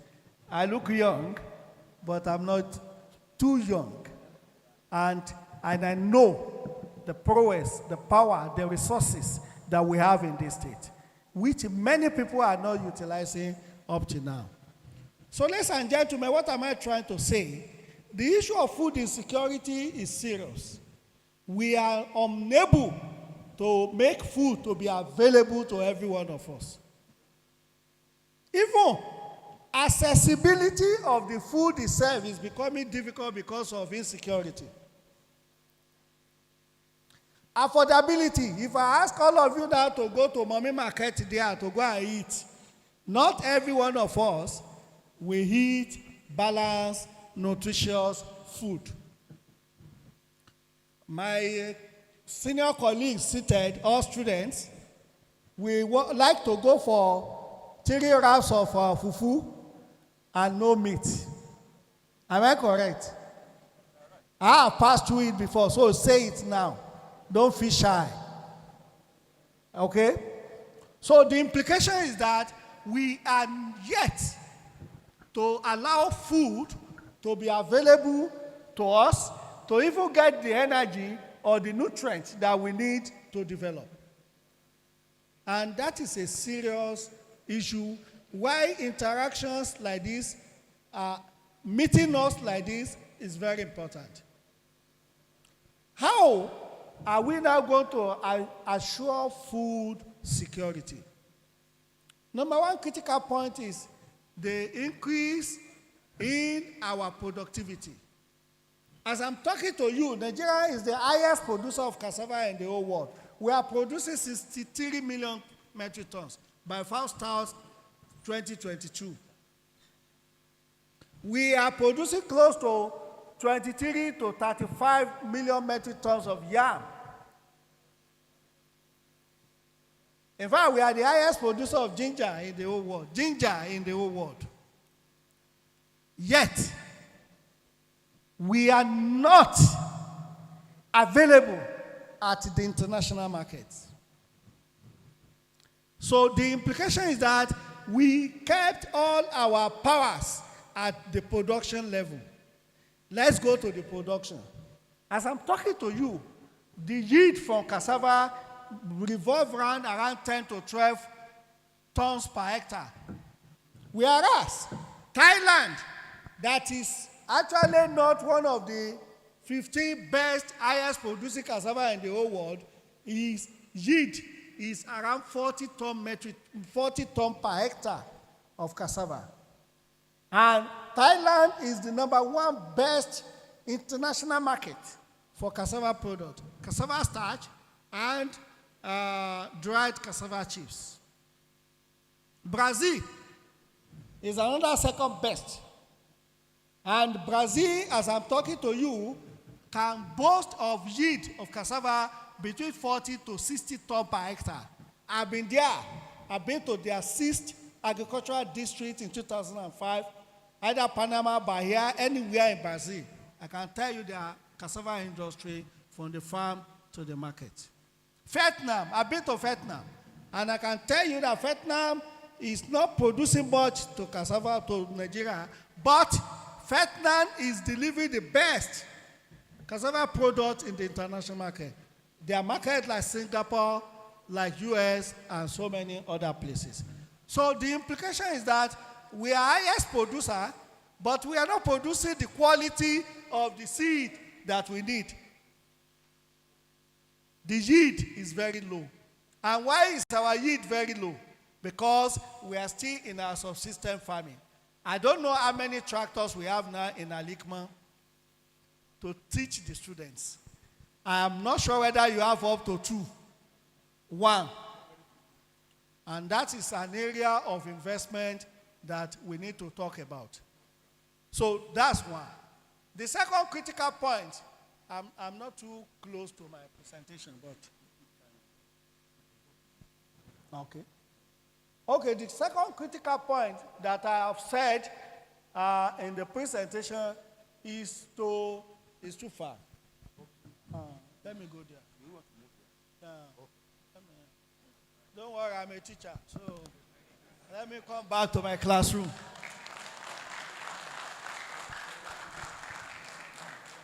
Thank you very much. Now, you know, I've jumped the keynote paper and I've moved. And that's why I'm talking of challenges. I call it key drivers to food insecurity. Number one critical point we talk about is that Nigeria, the way I'm talking to you, we like imported food. We like imported food. In fact, we like imported everything. If I'm an imported human being, all of you will stand up for me. The way we like imported things. And that is a critical disease that is killing us. 2 is the issue of low yield, which I've started talking about. The third one is the agricultural input itself. You recall that the Ukraine-Russian crisis exposed Nigeria into serious risk. Do you know why? Our soya bean that is coming to Nigeria, 85% is coming from Ukraine and Russia. And that's why egg, the price is going up. That's why anything livestock because livestock feed is soaring up. Soya bean is important. Maize is important. Most of them are imported. Even potash. Potash is purely from Russia. Whereas we have enough potash in some states in Nigeria that we are not even cultivating. So agricultural input is a serious problem. Poor post-harvest handling. Poor post-harvest handling. By the time I go into NISPRI, you see some of the problem we have. In front of you, there are solutions in this state that you are not aware of. And it's a big problem that we have in our country. And look at it now. Another problem is the cattle header crisis, Boko Haram crisis, political initiated crisis. The opponents that want to make sure that the current leadership do not succeed. Everybody look at red. We are now tussling with ourselves. So, ladies and gentlemen, that is the bane of our food insecurity. And we must solve the solution. And number one critical area of solving it is having a citadel of knowledge that is interested in the youth. Let me take you to another serious one. Even when you have the food, Nigerians, we are too wasteful. The food losses is heavy. We are losing nothing less than 40 to 60% of our agricultural produce, depending on commodity, except the grains, that the losses revolve around 13 to 17%. But when you go to fruit and vegetables, in fact, at times 60% loss. To the extent that the global volume of food wastage is about 1.6 billion tons. 1.6 billion tons. Translated to close to 680 billion US dollars. Developing countries alone is $310 billion. And when I say developing countries, Nigeria take nothing less than 30% of that money. We are the giants of Africa when it comes to money, but we are wasteful. And it's the same way our food losses in Saharan Africa, everything. We have given you some spectrum of what you will be expecting from rice, from maize, as I told you now, on the food losses. But my own is always, I look at solutions, because other people will still come and talk. Before I go to post-harvest, I want to beg Al-Hikmah, if you can go into serious mechanized farming. In fact, you want to declare school fee free for all students in 5 years' time. If you can go into it, it's not by mouth. All this land you have, if you can close your eyes, have 4 tractors here, bull sprayer, all those ridges, we have 3 of them here.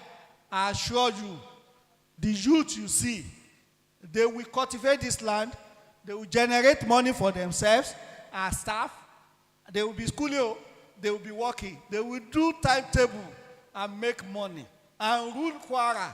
They will rule Kogi.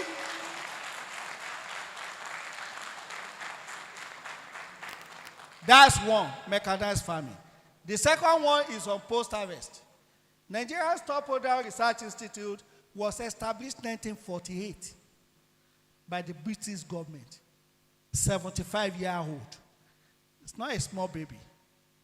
When I was in England 2 months ago, and I visited Natural Resources Institute, the Overseas Development Institute in those days, the midwife NISPRI, they were shocked that NISPRI that used to reign in Ghana, Togo, Cote d'Ivoire, Sierra Leone, NISPRI, this same NISPRI, you are passing through every day here, relegated to a local champion here.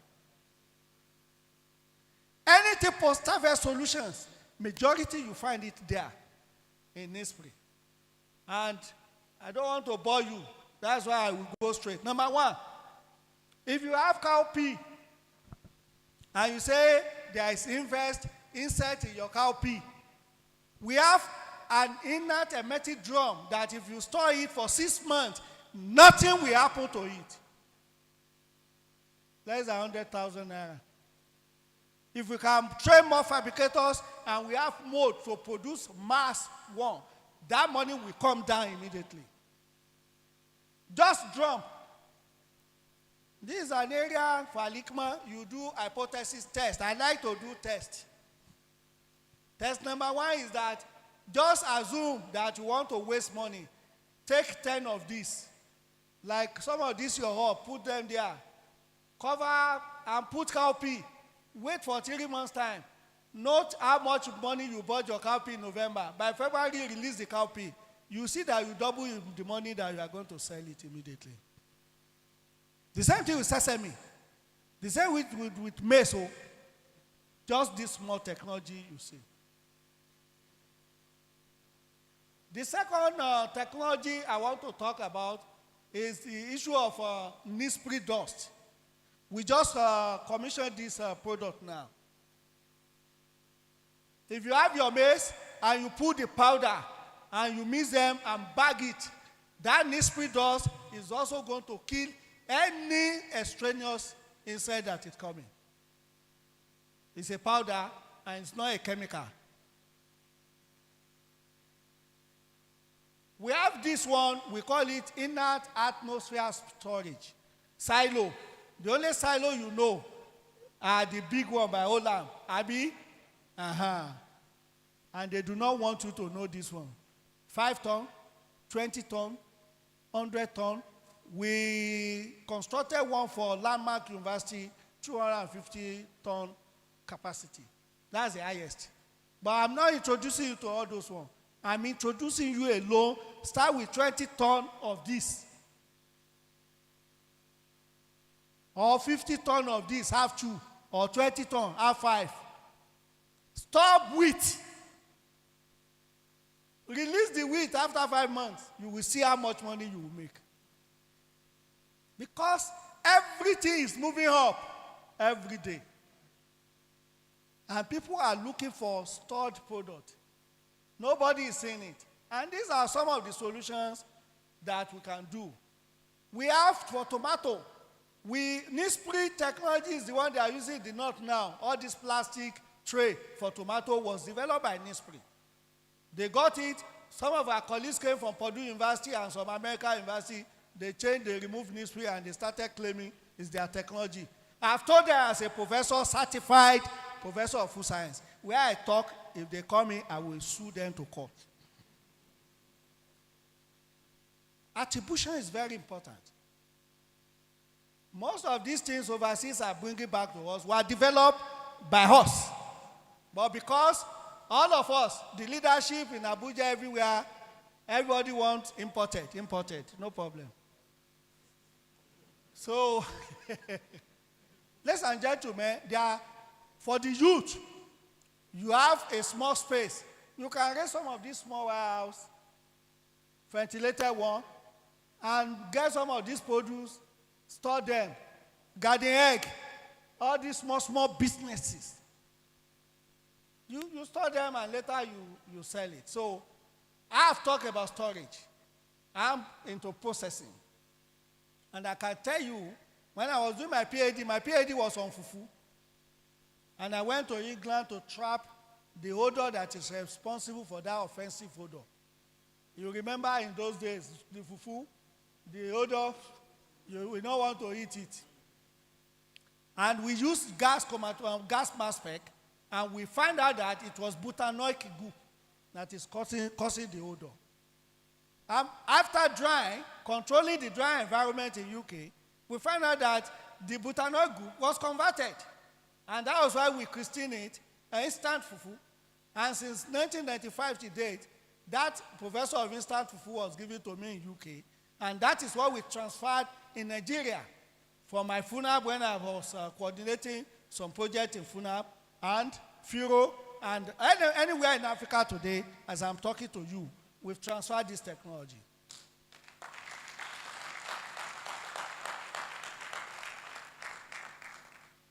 What will be the dream of Al-Hikmah in 20 years' time?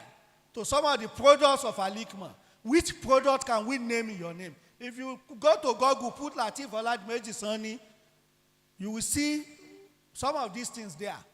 Up to getting the best technology developer in Africa by consultative group of international agricultural research. Which of our Al-Hikmah products do we want to attach in the future to come out with their own products? It starts now. And the only way you can start is for you to have industrial sector. You have to, that's where I'm going. You have to have your pilot. The pilot is not big one. Though you have started big, I saw that you have, so even good university do not have this all. So you can also think big. But you start small and scale it up. You scale it up. So many products we can work with you. When I was in IIT as post-harvest scientist, we developed, then President Obasanjo was the president. I don't know whoever, I traveled 26 states in this country, doing what I'm talking now, training people on high-quality cassava flour for bread when we are promoting 10% inclusion. The same 10% we do not want is what they are doing now in Sierra Leone. I just came back on Sunday from Sierra Leone. The same thing, we are playing game. The wheat millers are playing game on us. But the point is that we have nothing less than 24 products from cassava that you can use. I call it cassava flour alone. I'm not interested. What I'm interested with Al-Hikmah is for you to just pick high-quality cassava flour, cowpea flour, mix them, make akara, brand it Al-Hikmah akara strips. The bankers will be rushing for you. You know why? It's a proteinous food. 2, it's filling.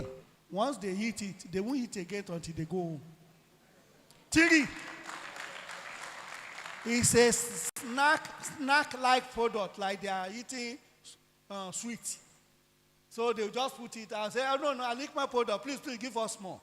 That's my prayer for you. This product is something we can do. Now, my engineer is here at the head of our post-harvest engineering. They have a technology that is also available for you. We call it Nispri Parabolic Solar Dryer.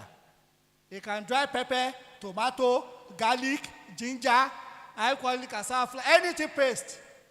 It will dry it.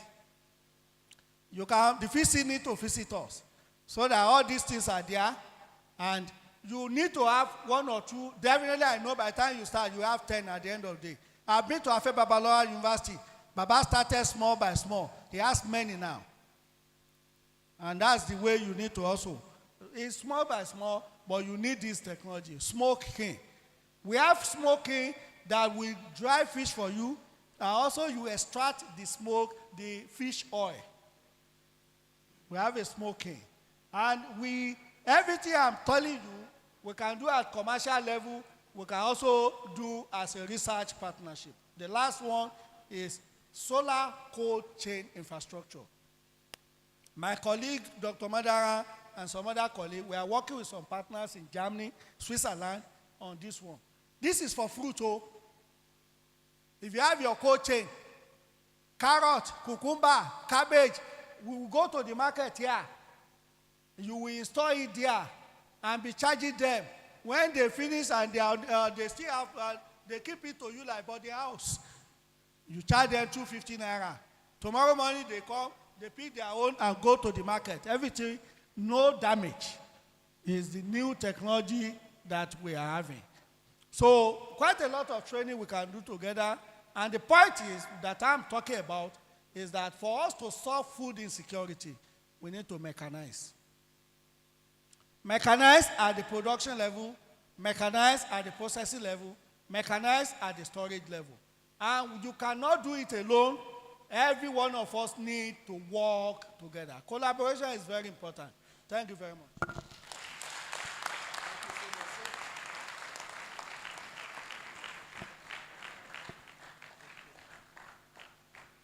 Can we appreciate Prof even better?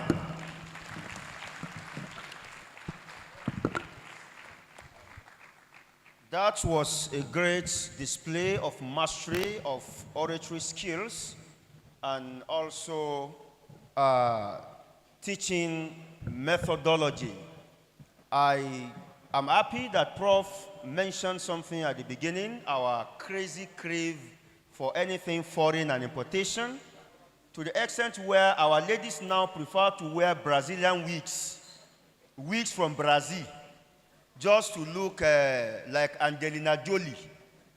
God forgive all of una. And the men imported toothpick.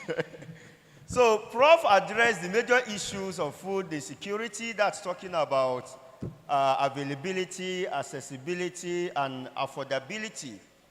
And I pray that this very beautiful beginning is something that my university will tap in and collaborate with INSPRI on how we can maximize the opportunity of arable land that we have at our disposal.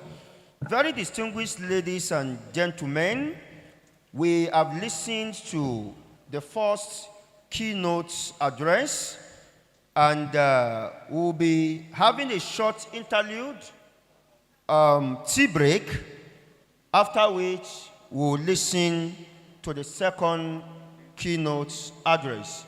But before that, let me recognize the presence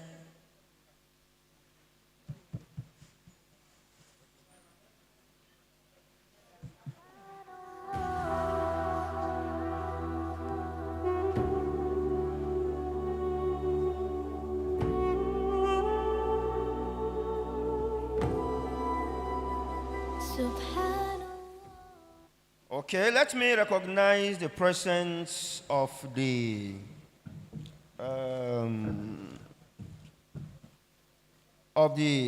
Director of the Center for Guidance and Counseling Unit, Dr. Mrs. Jamila Yusuf. I have just been instructed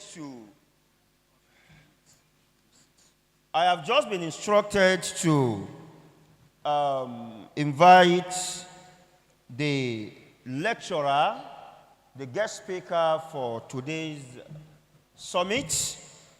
While we're having the tea break side by side, we also should be listening to the guest speaker. As announced earlier, the guest speaker is Professor Olusola Babatunde Kehinde, the Vice Chancellor of the Federal University of Agriculture, Abeokuta, FUNAB, who is here ably represented by Professor Adebayo Oni of the same university. Distinguished ladies and gentlemen, now we'll listen to the lecture titled Meeting the Challenge of Food Insecurity in Nigeria, Agricultural Technologies to the Rescue. Thank you. Thank you very much. Well, Mr. Vice Chancellor, let me stand on existing protocol. But first, to also on behalf of the Vice Chancellor of the Federal University of Agriculture, Professor Olusola Babatunde Kehinde, I bring very warm greetings to the proprietor and founders of Al-Hikmah University, Ilorin. Let me also proceed to appreciate the Vice Chancellor and his management team and other principal officers for a very good job that they are doing in this university. Mr. Vice Chancellor, permit me to also thank and appreciate other invited guests who are here, and especially appreciate my own mentor, my teacher, Professor Lateef Oladimeji Sani, the former Deputy Vice Chancellor of FUNAB, and the current Executive Director, NISPRI. I appreciate you for sharing the same platform with you. Just like Professor Sani had observed, I'm also coming into this university, Al-Hikmah University, for the first time, being a private university, and I was amazed at the level of development that I have seen so far. Let me state that what I have seen here, some public universities do not even have the facilities that are here. Very clearly, I was telling the Vice Chancellor as we entered this place that I have been to some even public universities, and their moot court is not as, as spacious, as expansive as this for their faculty of law. So I congratulate the proprietor, I congratulate the management team. Mr. Vice Chancellor, I present this test on behalf of the Vice Chancellor, FUNAB, Professor Babatunde Kehinde. I also need to thank the Dean, Faculty of Agriculture, for putting this program together. And it is timely because we have all seen that we have been hit by a problem of food security in this country. And I want to state that the choice of this title at this time is very timely and very, very important. Introduction. It is with great pleasure and honor that I stand before you today at this pivotal agricultural summit, where we converge to tackle one of the Nigeria's most pressing issues, food insecurity.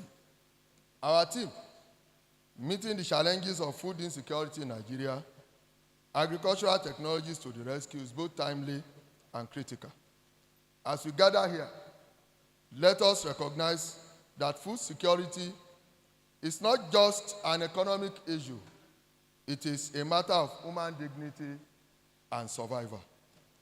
Nigeria's agricultural sector is the backbone of its economy, employing millions and providing sustenance for many more. Yet, we face multifaceted obstacles that hinder our progress towards food security. From climate change-induced droughts to inefficient farming practices, the hurdles are numerous and formidable. However, adversity often serves as a catalyst for innovation, and that is precisely what we are witnessing today. If we look at it, we are in May now, and the challenge that we have now is the challenge of what? Challenge of climate change. There is no what? There is no rain. And part of the problem we are having is that we have a few rainfalls in the past. Let's say about 2 months ago, about 2 or 3 rainfall in successions. Unfortunately, by virtue of climate change, our farmers were deceived. A whole lot of our people rushed to do what? To plant. And as we speak, a lot of our farmers are what? Are groaning, because all the crops they planted are what? Dried up. And so, it behoves on us to say, as part of the challenges we are facing in the agricultural sector, how do we get correct precision of what?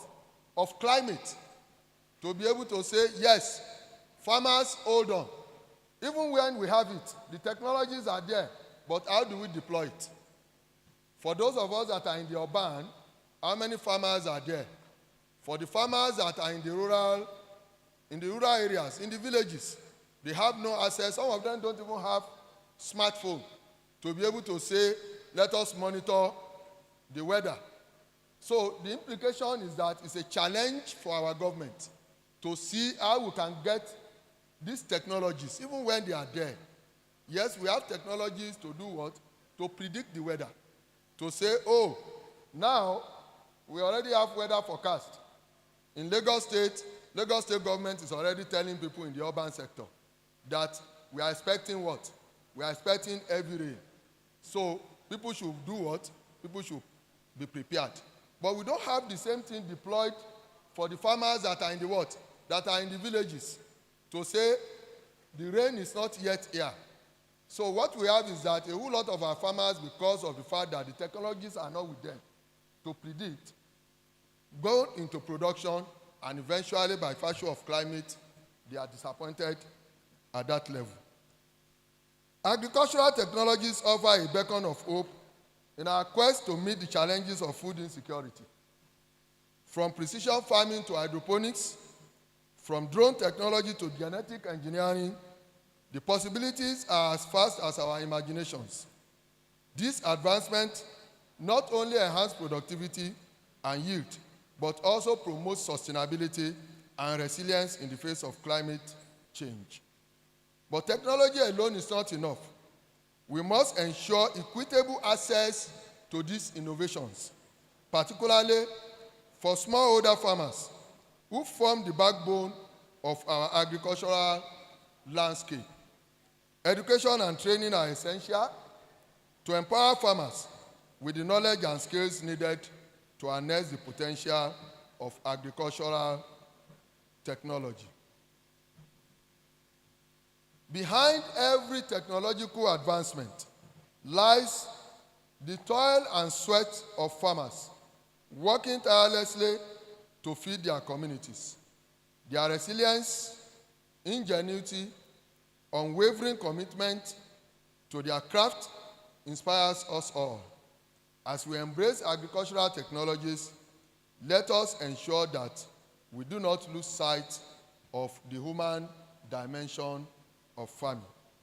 Now, let's look at the current landscape. The population of Nigeria is projected to reach about 400 million by 2050. And the implication is that, just like Professor Sonny has said, we are expecting that a lot of pressure will be put on our what? On our food system. As of today, majority of our farmers are still practicing subsistence farming, the traditional agricultural practices. And the challenges are there. Land degradation. What we have is that because of urbanization, most agricultural lands have been what? Have been turned into what? Into urban. Building of homes, industries, and all those things. So even farmers, as we speak, do not have access to good what? To good fertile land. It will interest you to know that if you get to the village, a whole lot of our farmers are now constrained as to how they get additional what? Additional land. Currently in my own town, I'm looking for more land to go into what? To go into farming. And so you have to now start looking for families that can do what? That can give you land, because you cannot get enough that can move to the level of what? To the level of commercial system. Smallholder farmers, who constitute the backbone of agricultural sectors, often lack access to modern technologies and knowledge. Now let's look at the roles of agricultural technologies. The first one is precision farming. Under this one, we now have technologies to monitor the soil health system. In this case, there are sensors that you can use to monitor soil fertilities. The technologies are there, which immediately will tell you the level of fertility of your soil, the pH level, and the nutrient status of the what? Of the soil. This will be able to guide the farmer as to what? As to decisions to do what? As to decisions to take in terms of fertilizer application, the quantity to be applied, the type of fertilizer that the soil what? That the soil requires. In the past, I recall why some of us are growing in the village. The most popular fertilizer we know is what? Is NPK. If they say yes, you want to buy fertilizer, I say which one? NPK. Even the NPK we are talking about, the most common they will give you is NPK 15-15-15. So farmers do not even know whether other types of fertilizers what exist. Single superphosphate, double superphosphate, potash, and all those ones. So what you have is that they just need fertilizer, and they have somebody that has promised them to do what? To buy either 1 bag or 2 bags. So whether the soil needs NPK or not, they don't have access. But now we have technologies that can immediately determine the nutrient status of the soil. Variable rate technology, in this case, this one will also determine the type of seeds that you can use, fertilizers, and even pesticides, chemicals that can be applied into the soil, and at what rate, so that it does not become what? It does not become excessive, especially when you do what? When you apply it. Now you have GPS that are now being what? That are being deployed, especially when it comes to technologies. What you have now is that you have GPS mounted on what? On machineries, tractors, planters, harvesters, at least to be able to do what? To be able to assist the farmers.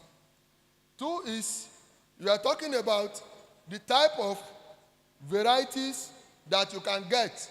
And what we have now is that, just like Prof have said, a lot of varieties of crop have been what? Have been developed. If you get to IITA, if it is grains that you need, which type of variety do you want? Drought resistance variety. For cassava, just like Prof have said, you have varieties that can give you what? That can give you as much starch. If it is starch, that is your objective. You have early growth varieties. You have cassava plants now that at 6 months, you can do what? You can harvest. You have the one at 9 months, 12 months. You have plants, varieties that you can use as what? As soil cover. There are some cassava varieties now that when you plant them, you only need to weed it once. After that, what happens is what? It provides cover for the what? For the soil, if that is what you want to achieve. And you have one, the early maturing one and the late maturing one. These are what technologies as what? As provided. Flood resistant plants, especially for rice varieties. Heat tolerant plants, especially for cowpea. We have all these varieties. But just like we have been saying, there are challenges to all this. And from the universities. The truth of the matter is that most of these technologies are developed, but they are not what? They are not deployed to the what? To the farmers. Unfortunately, even though the structures are there, in every state, local government, we have what? We have extension officers. We have ADPs. We have extension officers, we have ADPs, who are supposed to take all these innovations, who are supposed to disseminate all these technologies to the farmers. But what do we have? Because of what we have identified there, government bureaucracies, funding, the extension agents are there. More often than not, they are not even funded to do what? To move to the what? To the farms. So they are in the what? They are sitting down in their offices and they are expecting farmers to do what? To come and meet them instead of taking the technologies to them. We all agree that the large populace of our farmers are what? Are either illiterate or semi-illiterate. So it is the function of our extension agents to be able to ensure that the outcome of research and technologies are what? Are disseminated to the farmers. Smart irrigation is there. Drip irrigations that precisely will do what? Will provide the quantity of water that is required for plants, especially during the what? During the dry season. Let me say that we used to say that Nigeria is one of the most blessed countries, especially in terms of our what? In terms of our climate. How many months of rainfall? Let's say about 8 months of rainfall. In some other parts, 6 months. If we are going up north, let's say minimum of about what? Minimum of about 4 months. But more often than not, while we have the rainy season, we also have the what? We also have the dry season. In the dry season, how do we help our farmers. What are the technologies available for farmers to be able to do what? To be able to sustain their production. What we have in this country is that when it is dry season, what happens? The farmers become what? They become idle. They become idle. They are helpless. Except those that are in the what? In the river Rhine, or those that are in the, let's say in the Niger Delta. And which ought not to be, because we have enough water bodies that can do what? That can support irrigation or irrigated farming. UNAP shares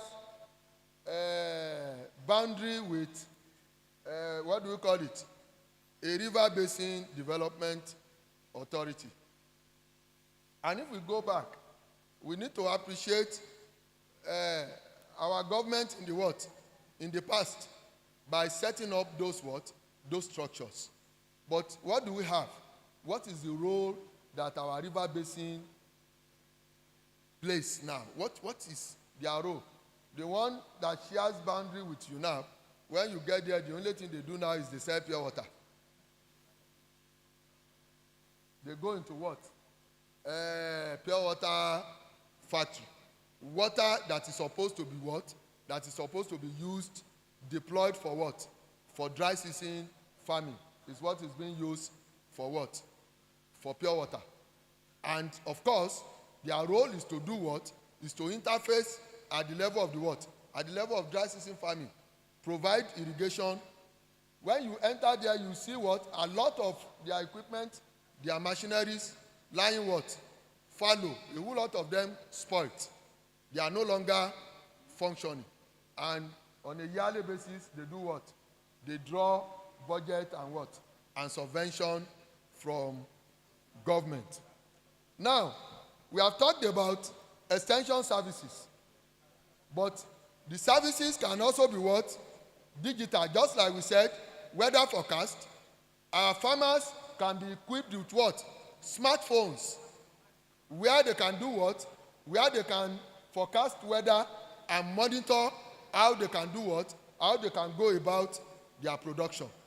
Even though that technology is not there, or is there, but the truth of the matter is that how many of our farmers have access to that? Sometimes ago, we have a situation, I think, whether it was in the north, where they register SIM for them, probably maybe to be able to get information. But while they introduce that technology, the sustainability is what? Is another thing. I think by the time that government leaves, by now we are not hearing anything again. But we think that government can do well by ensuring that farmers have access to this. Pest and disease alerts. There's a team of researchers in FUNAB that just developed an application which you can use for early detection of what? Early detection of diseases and what? And pests, both in crop and animals. And in this case, early detection will give the farmers opportunity to be able to do what? To be able to arrest what? The spread of diseases that can actually, destroy their farms. Why that is developed? Is it the job of the universities when technologies are developed to still do what? To now disseminate it. So we are expecting that when universities, research institutes, government agencies develop these innovations, our government should be able to do what? Should be able to take it off from there to do what? To commercialize it and fund it. But what do we have? More often than not, most of these innovations, researches that are done, end up where? They end up in the shelf. Now, best practices. In the past, our forefathers, what we used to call indigenous knowledge what? Knowledge technology. Just like one of the keynote speakers said, Our forefathers, they don't know anything like fertilizer. They don't have anything like chemicals. What do they use? They use indigenous knowledge, technology. And it has to do with what? Best practices. Doing of crop rotation. Apart from crop rotation, mixed cropping, mixed farming, mulching, organic agriculture, which reduces to the barest minimum the use of what? The use of chemicals and what? And fertilizers. But in this case too, where you have very fertile soil, very fertile land, you discover that you really don't need what? You really don't need fertilizers and what? And chemicals. And so, our farmers will also need the knowledge to say, okay, this soil do not need what? Do not need fertilizers, and you can just go into what? Into best practices of carrying out mulching to control wilt, and carrying out crop rotation or mixed farming or mixed cropping to be able to increase their what? Their yield.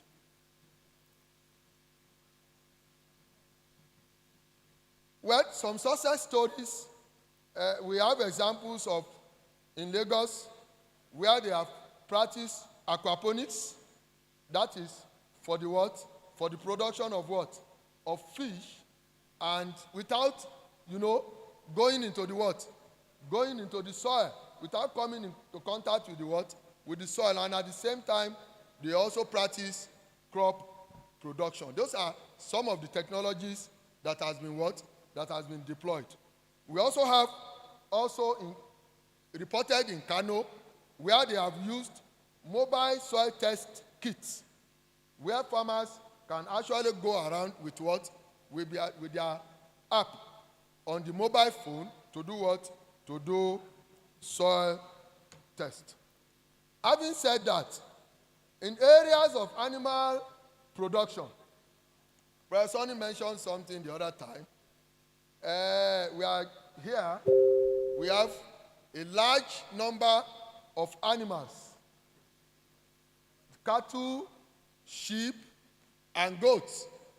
And it baffles us that at this level, our farmers are still at what? At the primitive level, not at the commercial level.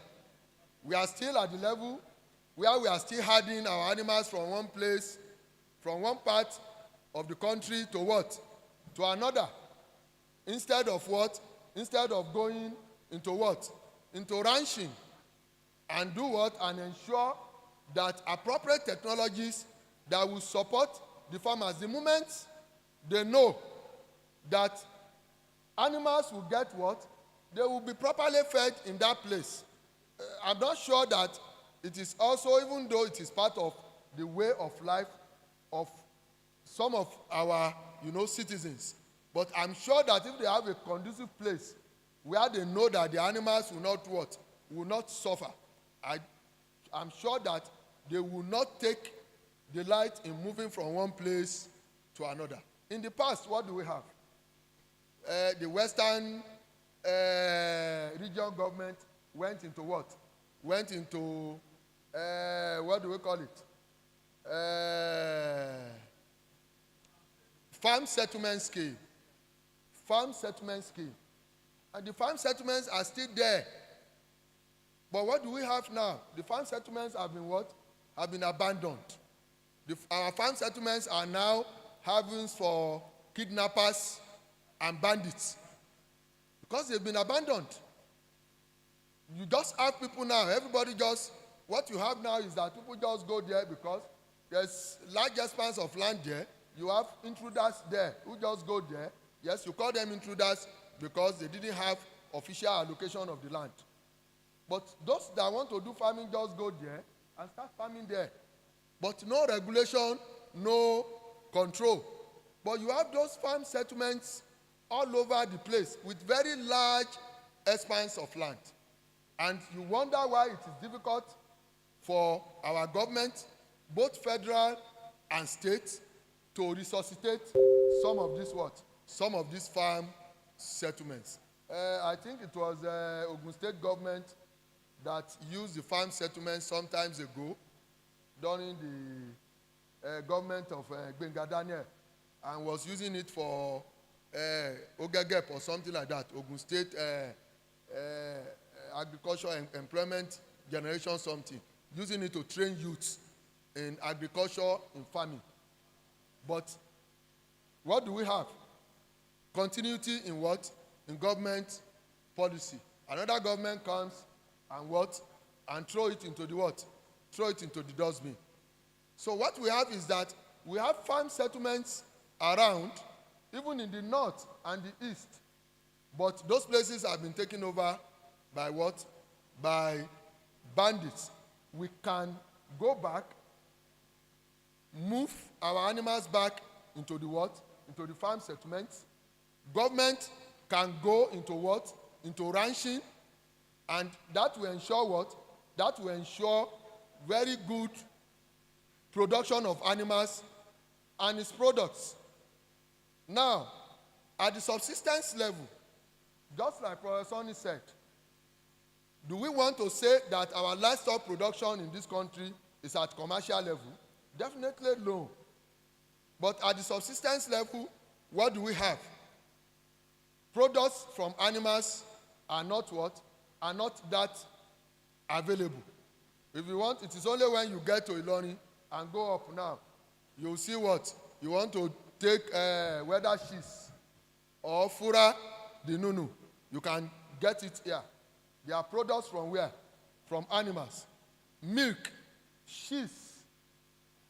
The production are still at what? At subsistence level, where you have our pastoralists still using hand to do what? To milk their animals. If they have been settled and monitored properly, what do you have? You have milking machine that will do that for them. When they milk, just like we said, Professor Sonny, Nispri, what about processing and what? And storage. Now, what you have is that they milk the cow, then there is no way to do what? To store it. The best they can do is to process it, quickly process it into what? Into cheese, and process it into what? Fura, nunu, and all those things, just to do what? Just to increase the shelf life. But I think using technology, we can do what? We can do better. We can do better. I don't think it will be out of place if our government have processing centers in each region of the what? Of the state. Either it is federal government or the what? Or the state government. Where even if you don't have capacity to process your product further, you can actually take it there. They would collect it, pay you, then they can do what? They have facilities to do what? To store it. Cold storage. And just like Professor Sonny said, Nispri can actually do a lot of work in that. If it is in partnership with Al-Hikmah, Al-Hikmah already have partnership with what? FUNAB. And Professor Sonny is actually on loan to Nispri from FUNAB. I don't know whether I'm right, sir. Prof. It's actually on loan. It's on loan from FUNAB to Nispri.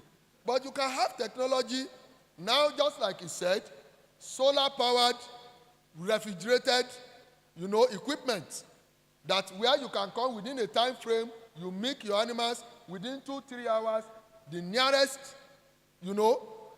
point, you take your product there, you get paid, then they process further. Sometimes ago, we went to the north, and while we were coming, we stumbled, we just entered into a supermarket, and I saw this, yogurt? What's the name? Whether Mesube, from Mesube Farm. Honestly speaking, very fantastic yogurt. In fact, a whole lot of us bought extra because that also underscores the issue of what? The aspect of marketing. And you wonder why that kind of product is just localized into, I think it is when you are going towards Kaduna, Niger. Yes.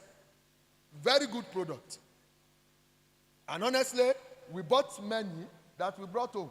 But I would wish that that kind of product is being produced in this country, and the marketing is not even as wide as you can say you can get it anywhere. So it's just localized in that place. And I think we can do better by encouraging that kind of product that people can have access to it. We went to a conference in the US, and yogurt was just like you want to drink water. It was just like you want to drink water in their hotels, everywhere. It was like yogurt is part of their what? It's part of their meal. You want to take breakfast, you have yogurt. Enough quantity. And while we were coming, I told my supervisor, I said, I have to go to Nigeria with some of this, with this yogurt too. My Oga said, Bayo, don't try it too. I said, Oga, I will go with this thing. So what did I do? I just packed some packs of yogurt and put it in my luggage. So when we got to the airport, GFK, just put my bag in the scanner, the thing just flashed red. My supervisor looked at me. And before you know it, there was an alarm. And just about 8 or 10 people surrounded us. My supervisor said, Bayo, I warned you. I said, oh God, don't worry. So when they came and said, what was in your bag? I said, no, they opened it. We opened it. It was the yogurt. And they brought it out. No. I said, well, it was part of my drug. I'm an ulcer patient.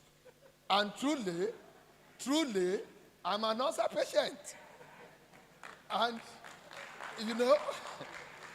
I had my prescription from my doctor. Because when I was going, my doctor told me, you can't get drug to buy on the shelf over there. So you need to take drugs that will last you. And I just brought out the prescription sheet and gave it to them. They took it away about 10 minutes. My guy was saying, I warned you about this thing. When they came back, I said, go with it, don't worry. I said, I just clapped for myself. But honestly, what made me, it was not as if there was no yogurt in Nigeria. What made me was the quality of the yogurt. And I wonder whether it was possible for us to transform our own production. All this, yes, we have people, 20 herds of cow, 50, 100. Our government can make processing centers available to them, and let us have very good quality materials for the health of our what? For the health of our citizens. Well, Mr. Vice Chancellor, distinguished audience, just like we have said here, we need to move from our subsistence nature of agriculture to commercial nature. In doing that, of course, we must admit that there are a lot of obstacles, there are a lot of challenges. And these are not insurmountable. With the resources that we have in this country. While we were coming, the Vice Chancellor told me that they had another campus for agriculture. The implication is that what we are seeing here is a child's play.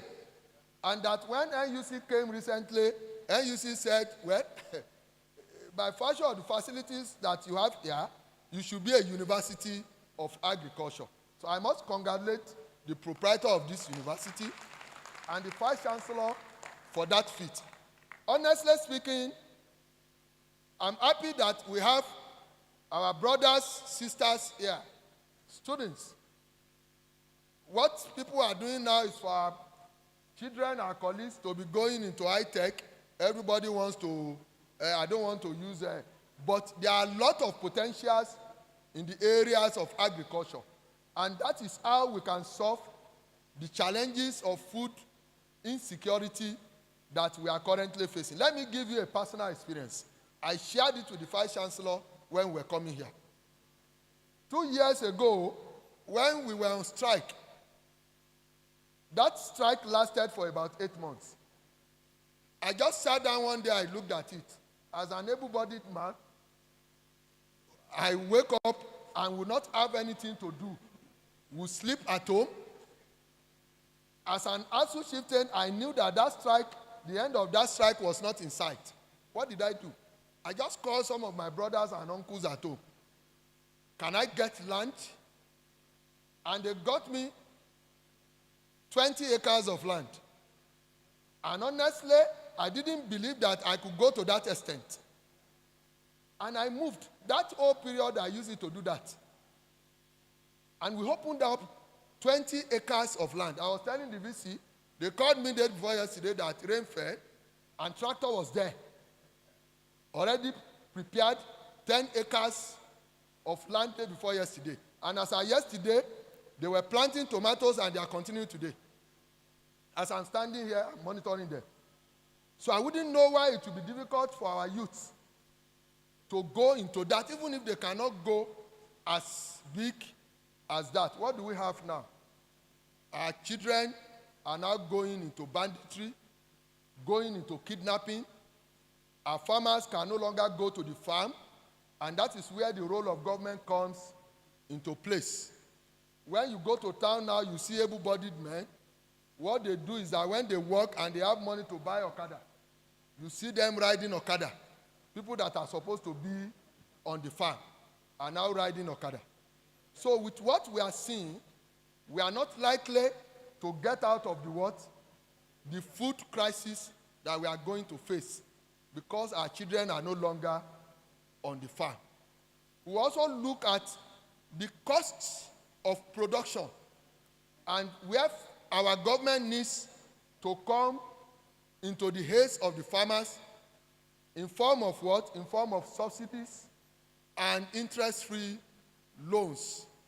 A whole lot of our farmers are operating at peasant level to the extent that some of them find it difficult even to get funds to expand their production.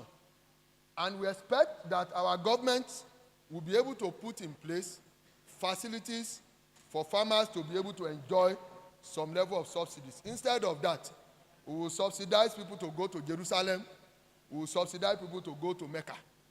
Instead of subsidizing food production. Mr. Vice Chancellor, I told you, and I think Professor Sonny can bear me a witness. The Ogun State government, in conjunction with the World Bank, is pioneering a program for farmers currently. I am one of the consultants, and what they did is a World Bank project to give farmers subsidies. For example, for tractorable lands, an acre of land is subsidized to the tune of 70%. Government pays 70% and farmers pay 30%. That's a big relief. That's a big relief. And I think that our government at all states can key into that kind of program. A whole lot of our farmers may not be able to have access to that quantum fund. The 10 acres they plowed for me day before yesterday was at 35,000 per acre. And that is even 40. It was reduced. 35,000 per acre. And it was because I'm reporting him myself to Professor Sonny. I had to harass our friend who is in College of Agricultural. Professor Sonny is the chairman of council. I called him, Prof, I need a tractor. Ordinarily at commercial level it's 40,000. And they brought it and they did it. Now, to even have access to tractor, our farmers do not have access to tractor. I got recently that a government, whether Niger State, bought about whether 200 or 300 tractors. That is a very good initiative. If they will allow farmers to have access to the facilities, if our politicians will not take over those tractors, I think it will be a big relief. And other states can follow suit. You can imagine, I paid 350,000 naira If I have 70% of that fund, I can use the money, channel it into other aspects of production. Mr. Vice Chancellor, let me end by saying this. Processing, post-harvest losses, and preservation. Just like Professor Oni has said, a whole lot of our farmers lose a lot of their income from there. We traveled, and let me use examples of cashew and mango. Cashew and mangoes. If you go towards, I think the same Niger, the north, you have a high production of what? Of mangoes. And you see a lot of waste. As we speak, what are we supposed to do as a country?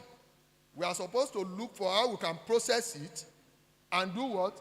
And preserve immediately. If our government, the university, can partner with NISPRI, we are talking about solar refrigerators, they can do that. If they use where they are producing cashew, if you go towards Ogbomoso, Ibarapa, go towards Kogi, you will see a large quantity of what? Of cashew.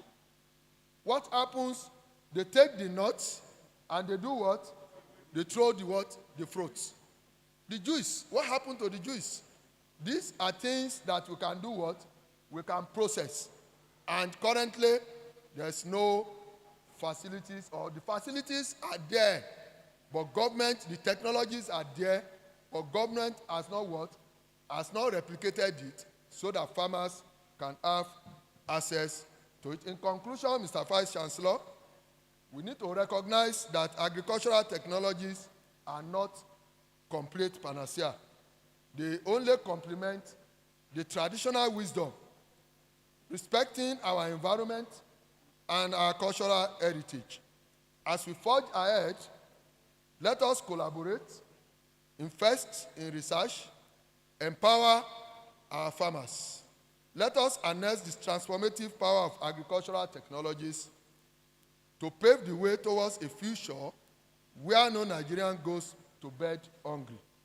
Together, we can turn the tide against food insecurity and build a resilient, prosperous, sustainable, and equitable future for all in Nigeria. I thank you all.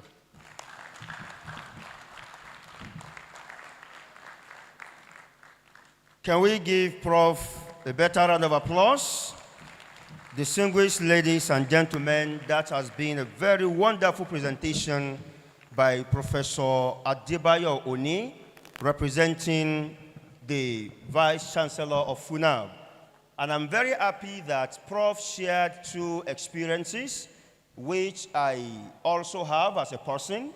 The first is that during the COVID pandemic period, I also tried to cultivate a piece of land, about 2 hectares actually, because of my limited resources. But unlike Prof, I had a very bad experience. After spending about 300,000, doing the job, the Fulani S-men came one night and ate up all the rice. Wallahi, till this moment, I did not recover 1 grain of rice from that land. So, like you have rightly said, there is a need for this country to secure the farmers and their products by beefing up security along our farmlands. The second experience is a very nice one. My own traditional leader, the Emir of Lafiagi, upon assumption of office, introduced the dried season farming because he realized that most of our youth, after harvesting their crops, after the rainy season, they travel to Lagos or come to Ilorin to come and work as Okada riders. So what he has done was to introduce dry season farming through irrigation so that they continue to farm all year long. And he got support from government and other private individuals to support that program. And today we can boast of rice production throughout the year to ensure food security. So thank you very much once again for sharing with us your thoughts, and we pray that it shall herald a new era of food security for us as a nation. Distinguished ladies and gentlemen, permit me to quickly recognize the presence of two very important guests in our midst. First, the chairman of the Al-Hikmah University Stakeholders Forum, Al-Hadi Tijani Zubair Urisan Koko. You are welcome, sir. And secondly, the representative of the Honorable Commissioner for Agriculture of this state, Malam Aliyu Abubakar. You are welcome, sir. The organizers should please ensure the continuation of the tea break so that participants can have a light food to strengthen themselves as we continue with the program. And now the next program is the panel session. The panel session is the next program. We have 6 panelists already present in our midst. Permit me to invite them to take their seats, which has already been placed. From Inspire, let me invite Engineer Dr. M.A. Omadara from Inspire. Engineer Dr.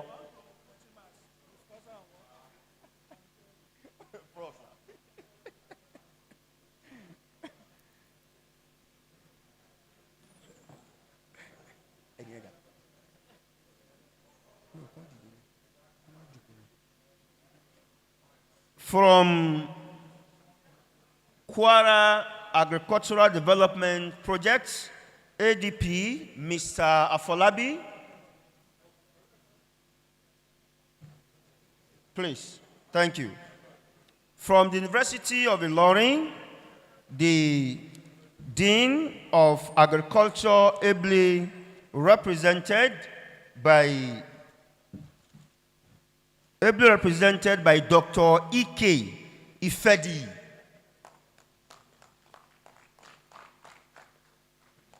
From GG Max, we have our very senior brother, Mr. Gawati Adedayo.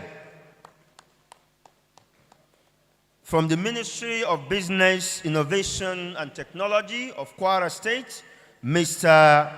Bukoye. Mr. Bukoye.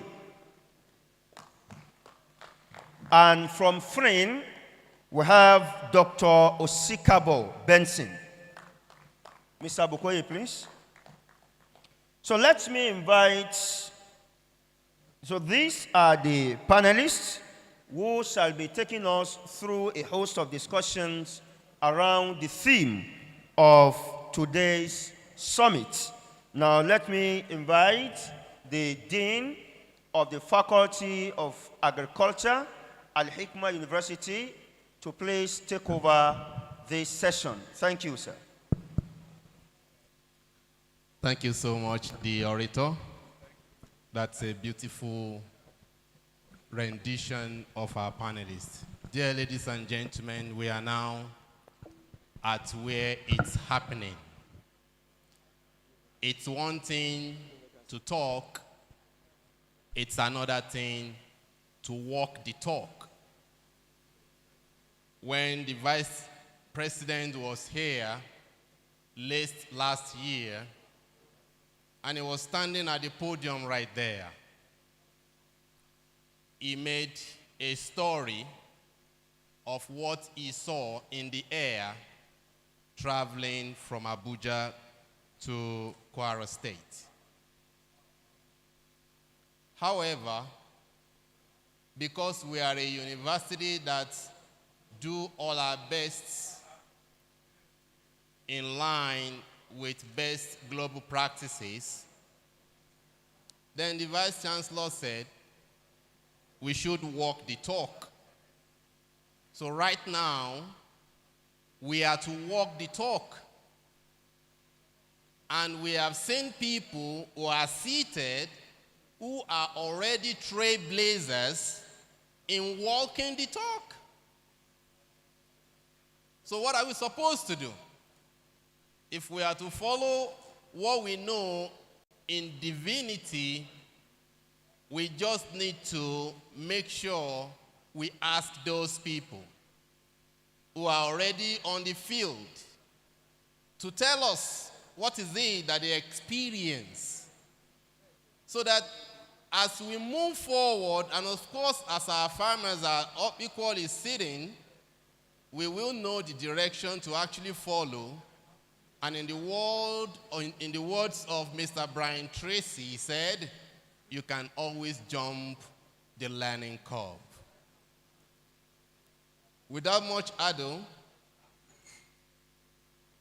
the panel is this way. Dear brothers and sisters, ladies and gentlemen, I will ask these my distinguished guests few questions, and they will tell us answers. I would like to start with Gigi Marks.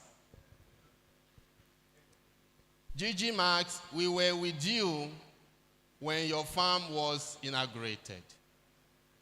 And I believe it's about the 500 million or a 660 million farm that you are operating. We'd like you to tell us, in line with the theme of this summit, that what is it that you have brought to the table? Where are you, and where do you seek to go?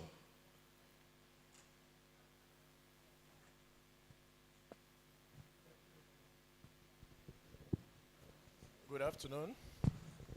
Standing on the existing protocol, I will want to appreciate Al-Hikmah University for organizing this program, which is in line with what is happening in the country and in the way to develop and enhance agri-productivity. To go straight to the point, Gigi Marks Farms was established with that amount, and the purpose was to help to train young lads and help them to recognize agriculture as a business. Two, to show the world that a kind of business like that can operate successfully under that kind of academic environment. Three, to enhance quality product and productivity, amongst others. So what have we passed through, and where are we going to? We've passed through a lot. I think we are 2 years in April to 2024. It hasn't been a very funny or a palatable situation, because unfortunately in our teaching period, last year, December, let's say from August till January, it was a time where the country experienced scarcity of maize. And you know, when you give birth to a baby, and for example, Cerelac becomes scarce, and the baby has nothing to eat, how would the baby survive? So it was a very, very challenging period.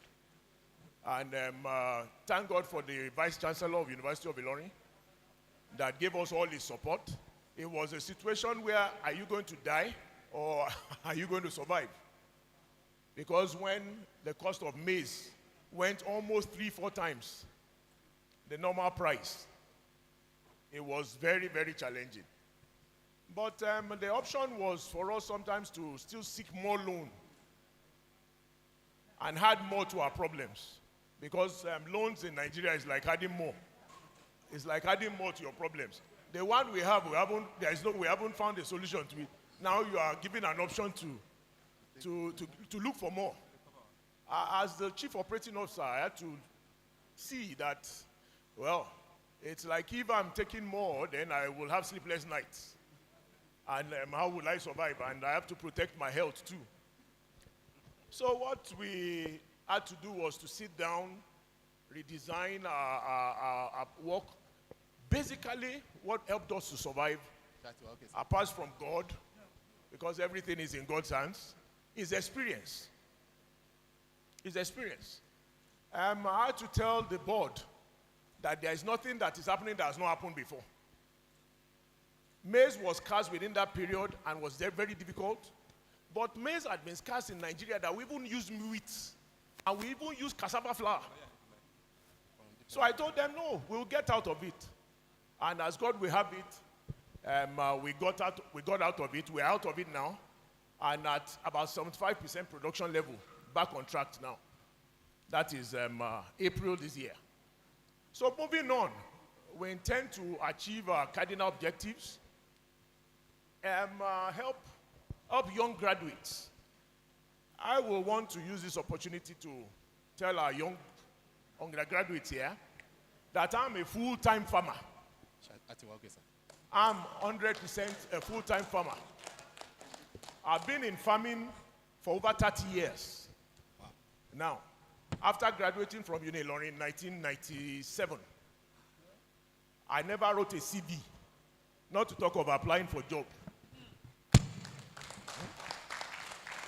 So what got me to GG Mark's farm was the farm was supposed to be, was established and to be run in a private sector way. That was the cardinal point from the Central Bank of Nigeria. It wasn't to be run by academics or by the university, but it should be a private sector driven investment. All right, thank you so much. Thank you. Well, I wouldn't like to stop you because where you actually touched was what we used to do in our classes. I told them, the undergraduates on our campus, that I don't want to see them train with any other person for more than 2 years. So you buttress the point. Thank you so much. So I go to University of Ilorin, please. The representative of the Dean, University of Ilorin. GG Mass is having problems, or we say challenges. Grains. They need grains to feed poultry. What would you say as to where you've reached in tackling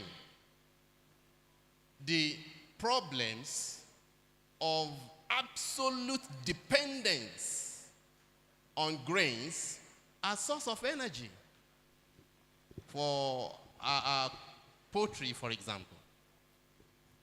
Thank you very much for this invitation. The question you asked about the GG Max, the solution is not far-fetched. They have the knife, they have the yam. What do I mean by that? They have the poultry manure, and they have land. The manure can be utilized in fertilizing the soil, and they can plant maize on the land. And that will now be a kind of, we are now into farming system. It's not just going to be only poultry production now, but you are now combining crops. You are not combining crops with animal husbandry. With that, they will be able to cultivate their crop, that is maize, and again, the harvest, they can utilize it for their animals. And they are not going to buy fertilizer because the poultry manure can serve as a kind of organic manure. I don't think that should be a problem, getting maize. You can, the tractor hiring service, look for a place where you can get a tractor, prepare your land and plant your maize. I think that is the easiest way to get out of this problem. Thank you so much, sir. I want to cut you there so that you don't say everything at the same time. Okay. Well, we have, of course, with us, the business people from the business angle. And I want you to tell us, my brother, business? Yeah. Cooperatives, agriculture, farmer cooperatives. Thank you so much. I lost you in the middle of this thing. So sorry. What would you say to this? we are challenged with food security. And you are farmers in cooperatives. I want you to tell this audience what you have achieved in the last 5 years and some few challenges you have currently making food production difficult for your members.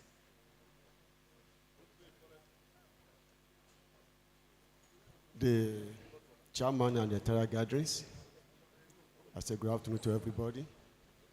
Concerning the issue of the various achievements of the cooperatives, especially agricultural cooperatives in the states, and the challenges facing them presently. When we look at cooperative societies, we find them throughout the nooks and crannies of the state. And predominantly in the rural settings, we have the most agricultural cooperatives into various types. And when we talk about this cooperative, once they group themselves together, it is very easy for them to access credit facilities. Any creditor would like to give them one once they are in a group. And when you look at various credit facilities, they will tell you it's either you form yourself into cooperatives before you can access this or not. So it is very easy to grant loans to cooperative societies. So accessibility to credit facility is one of the advantages. Do you have some of these loans? It is not the Ministry of Business, Innovation and Technology that is giving them loan. It comes from various donors. It can be even NGOs. But it can even be from outside the countries too. But before they can be able to access this, they have to be in groups. And it has been very helpful in terms of that one. And when you have farmers coming together, it boosts their morale. And it also encourages large-scale farming. So what are some of the challenges you have around that area? One of the major challenges is that there are some cooperatives. Once they are together like that, most especially because of this insecurity, the accessibility to farm may be a problem. Because in the rural settings now, they are kidnapping. And once they kidnap somebody, most of them will not like to go there again. And it's posing a problem. It's a great challenge because in the rural settings now, they now go to... Okay, thank you. Yes. Let me ask, because if we are talking of cooperatives, then you have people from different backgrounds, from different commodities. Is it not possible for you to have cooperative for each value chain? For example, is it not possible for you to have cooperative for farmers that are planting cassava alone? Because you are only looking at credit facilities alone. From my experience recently, where government wants to help you, governments will want to look at the value chain first. What value, what you are into, which production? Cassava farmers. You get what I'm trying to say? In that case, don't you think if you have a cooperative at that level, it becomes easier for you to access facilities and subsidies from government? Yes, that's why I was saying they are into various types. We have poultry farmers, we have cassava growers, we have maize growers, we have different types on different value chains. And I was saying that when you have them like that, mass production is always very possible. Very possible. Very Thank possible. you so much, sir. Frin, I want to come to you. Professor, Doctor, I want to come to you. Frin is partnering our university. And of course, our faculty is directly involved. We have a plantation of forests with us on our campus in Ibaja. And of course, here in Atere as well. How would you advise this audience, and of course us as a faculty, how would you advise us to use that forest to boost food security. Thank you very much.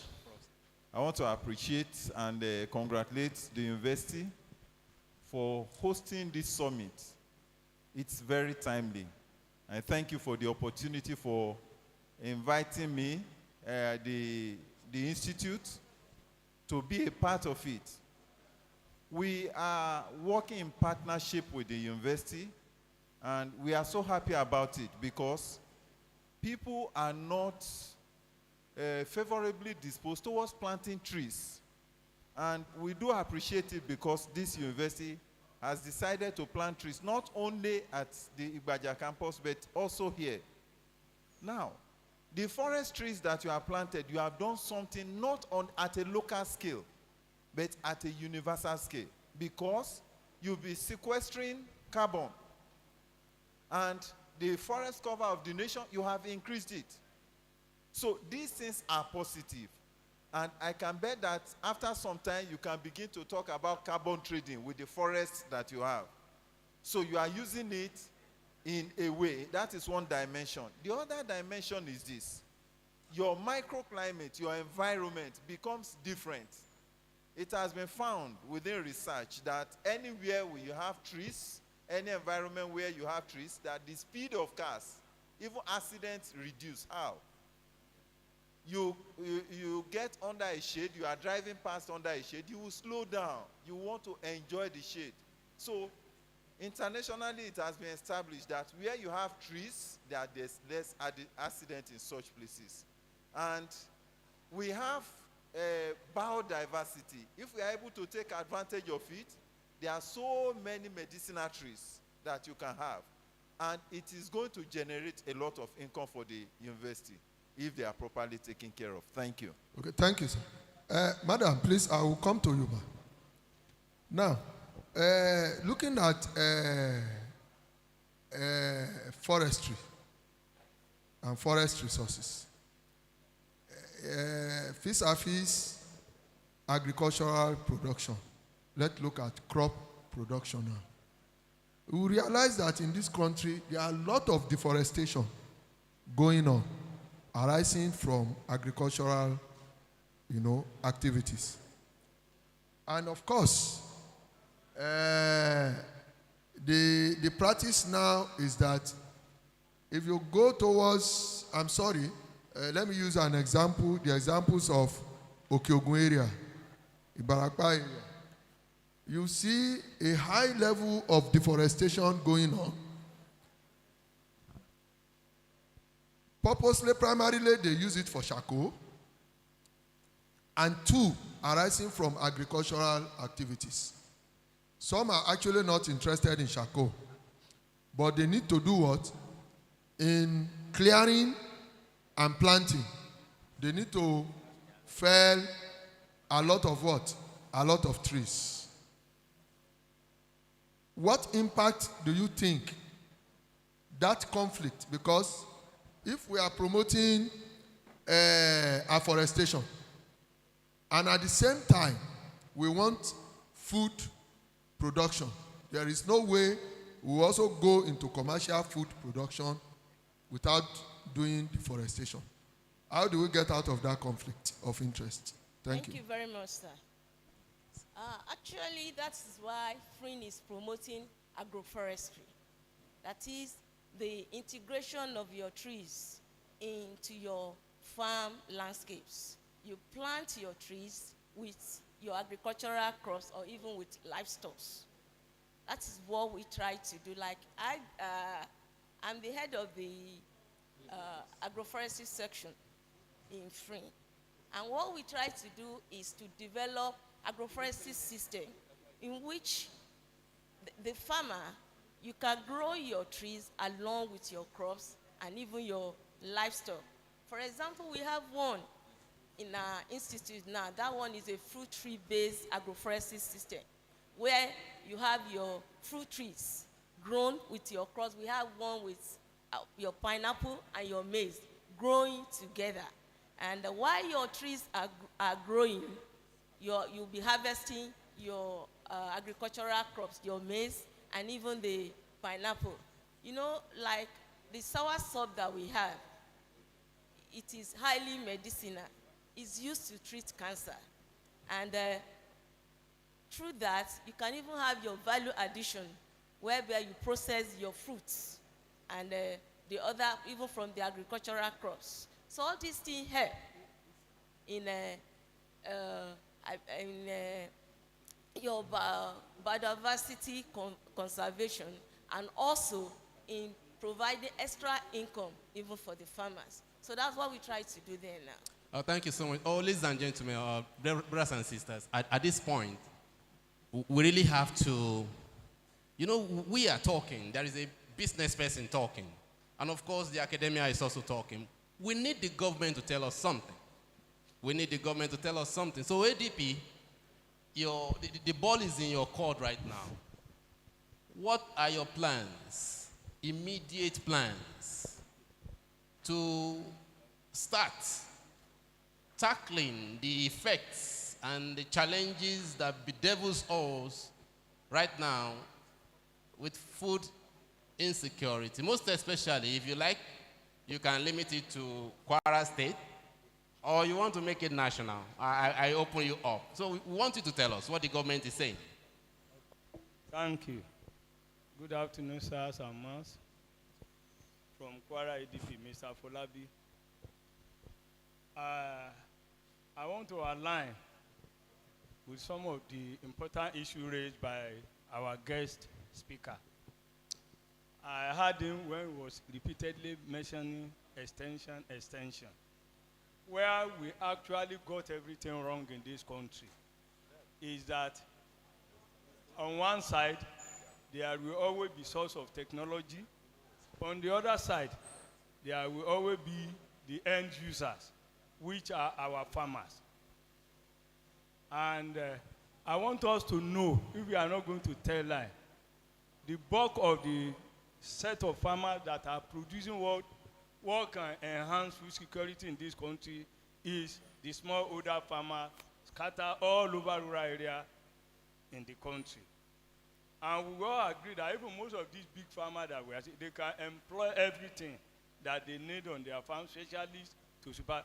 But at the end of the day, their product will not come to the local market from which me and you, we are taking something. So where we have got it wrong, during the time of World Bank, when World Bank was actually in charge of ADP, I think they were the greatest financier. Everybody know that thing is still there now. I think ADP by setup has the greatest government sector structure for carry out extension activity. Between the research center and the farmer, that link is gradually being eroded. And until we refer to that thing, because we are just paying lip service.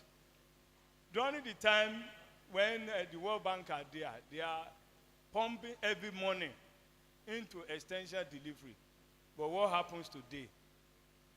But we are not stopping at that, because like now there are so many ways by which extension can be carried out, to which farmer, to assist farmer in boosting their productivity. The best of them is that farmer will always believe what they see. And that is why from our own level, irrespective of whatever. So is the government yes, giving us all of this in the next few months? yes, even we have been doing, since the funding is not coming, we have been looking for alternatives, like in the area of land preparation. We have taught our farmer now a simple technology, that is a minimum tillage operation. All right, I want to thank you so much for that. I really like where you stopped, minimum tillage, and that's where we are going for soil health. Gigi Max, I will come back to you because when we see you and when we visited you, we can assume the gravity of what you're doing and how much problem you're solving in the food industry. I want you to tell us, because we have young farmers here who are undergraduates. I want you to tell us how much in terms of naira and kobo, or let's say economically, that GG Max can boast of now or in the next 5 years? In terms of, let's say, okay, GG Max can give us 600 million naira into the IGR of University of Ilorin or to Kwara State. I was looking for something like that so that these young people who are listening to me will know that for sure what I teach them is real. You will be helping me to confirm that, sir. Yeah, thank you, sir. There's a lot of money to be made in agriculture, but there are challenges. You cannot make money without going through those challenges. And it is experience, just like where I stopped from. It's experience that gives you the confidence to move on. Presently, GG Max is to pay about 130 million per year into the coffers of University of Ilorin, out of 600 million being borrowed borrowed to university by the Central Bank of Nigeria. So if, let's assume, we are able to pay 100 in a year for the repayment of loan, are we not making money? So if we are able to pay 100 million back to the university, are we not making money? So from that small investment, I will call it small, because to Ilorin, to people in Kwara, will look at it as big. But when you go down south, from Ogbomoso to Ibadan to Lagos, that is still small. You need to go out and see investments in farming industry that we are talking about. You will not sleep overnight and dream. That is what the exposure will give to you. So there is so much money. But because of the current situation in this country, there is inflation, which has made you require so much capital. That is where the problem lies. How much do you have to invest to get the money? Thank you. All right, thank you so much, sir. At this juncture, we would like to now make it interactive. It will not be only me speaking this grammar. Students from agriculture, faculty of agriculture, I want a signal of who has a question. Hello. I want to just chip in something before we hand over to the students. You see?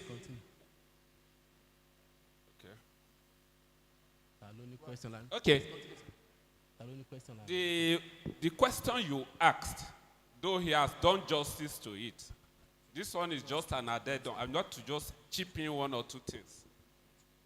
There are things I now know. If maybe about 20, 30 years ago I have known them, I wouldn't have maybe pursued a higher degree. After the first degree, I would just relax and make my money. There is a lot of money in agriculture, actually. You can just relax, allow the farmers to plant their crops. You fold your hands at home, then you wait until the crops are ready for harvesting. You go and buy the crops from them and process these crops into products. That is where the real money is in agriculture, processing. And that is where we are getting it wrong as a country. Our speaker mentioned it that during the harvesting and nothing again. So I'm imploring you, the students, after your first degree, you think of something. Processing, you can. I know of one man in Ilorin. He's an Hausa man. He just came in. He had no bike. He rented an apartment. He started buying rice from Share area. He was hiring a vehicle. Today he owns a building by processing of rice. I know it's not that I was told. I know the farmer and the person. So I will implore you to go into food processing. Thank you, sir. So students, question or from the audience generally? Anyone with question? Thank you.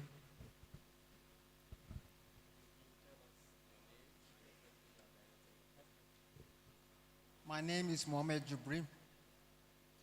My question is based on the problem of Ernstma.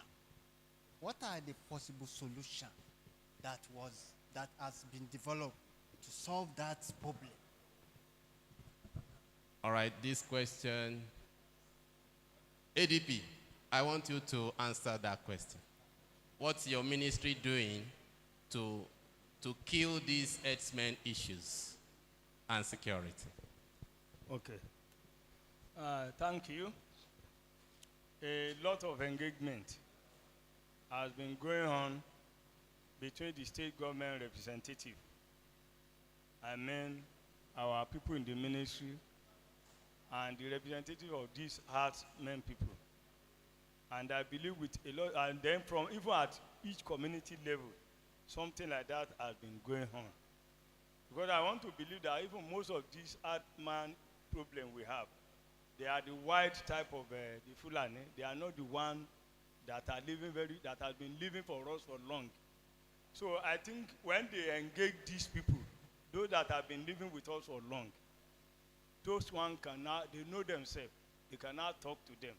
So, but I want to assure you that the state government is trying all possible best by engaging the Fulani, and that is why His Excellency graciously approved the appointment of special advisor on Fulani or any matter. So I think through that angle, at least we will be reaching them, which I believe will yield fruitful results very soon. Thank you. I have 2 more slots for audience asking questions. I'm sorry, sir. I want to take this, my young brother. Good afternoon, everyone. My name is Matthew Do from Okero. I only want to add to what my brother has said and one other question too.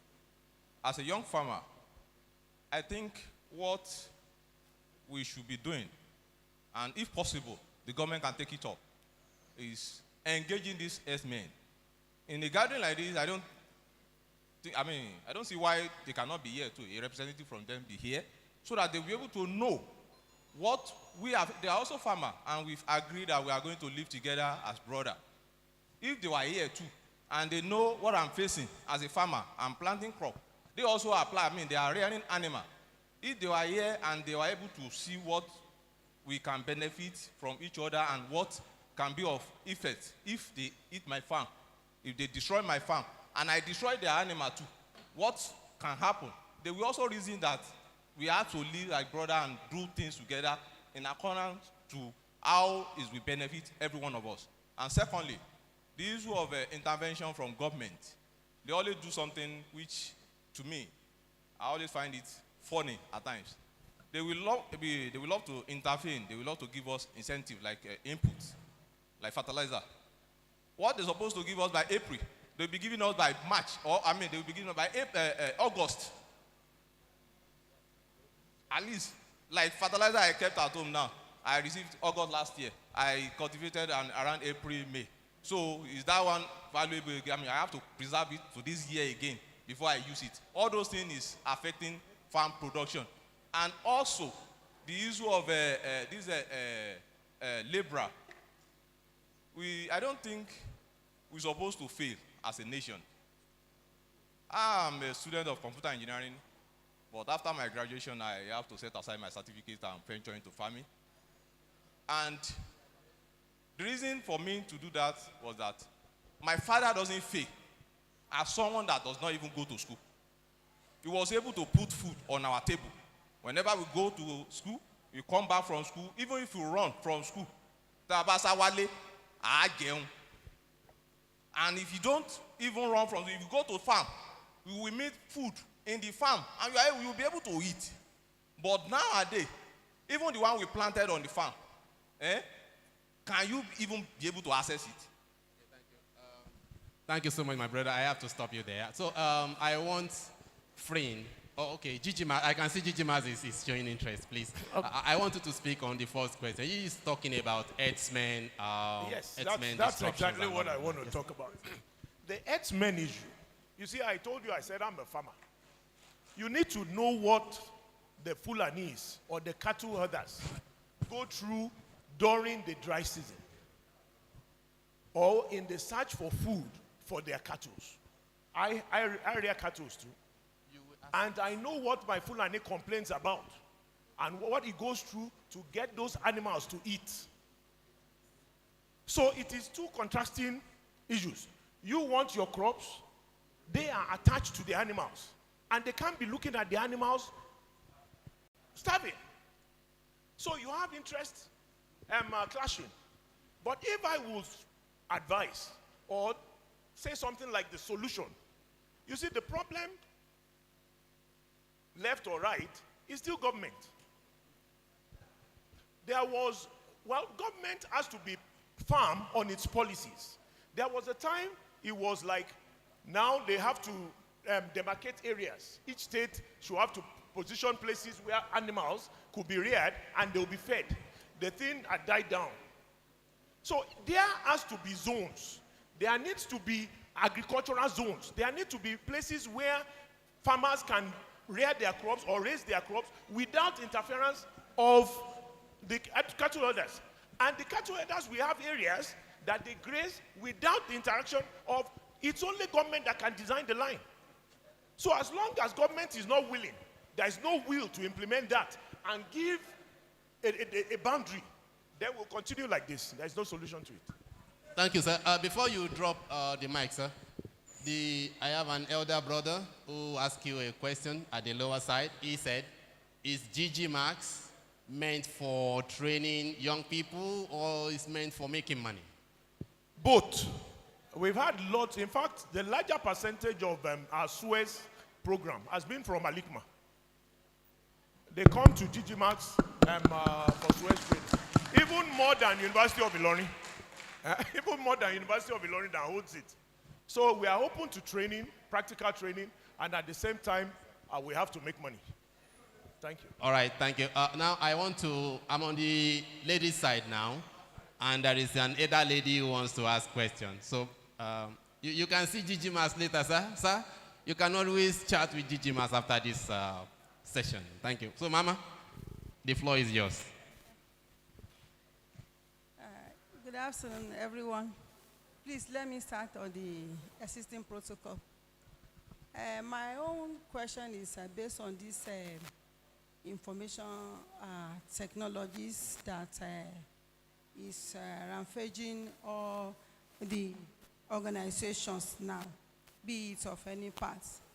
So we are talking of farming, and we know in farming, technology is very, very paramount. And today, part of technologies that people are adamant with, that everyone should incorporate it into any of the sectors, is artificial intelligence, although it is a novel one, but it is very paramount.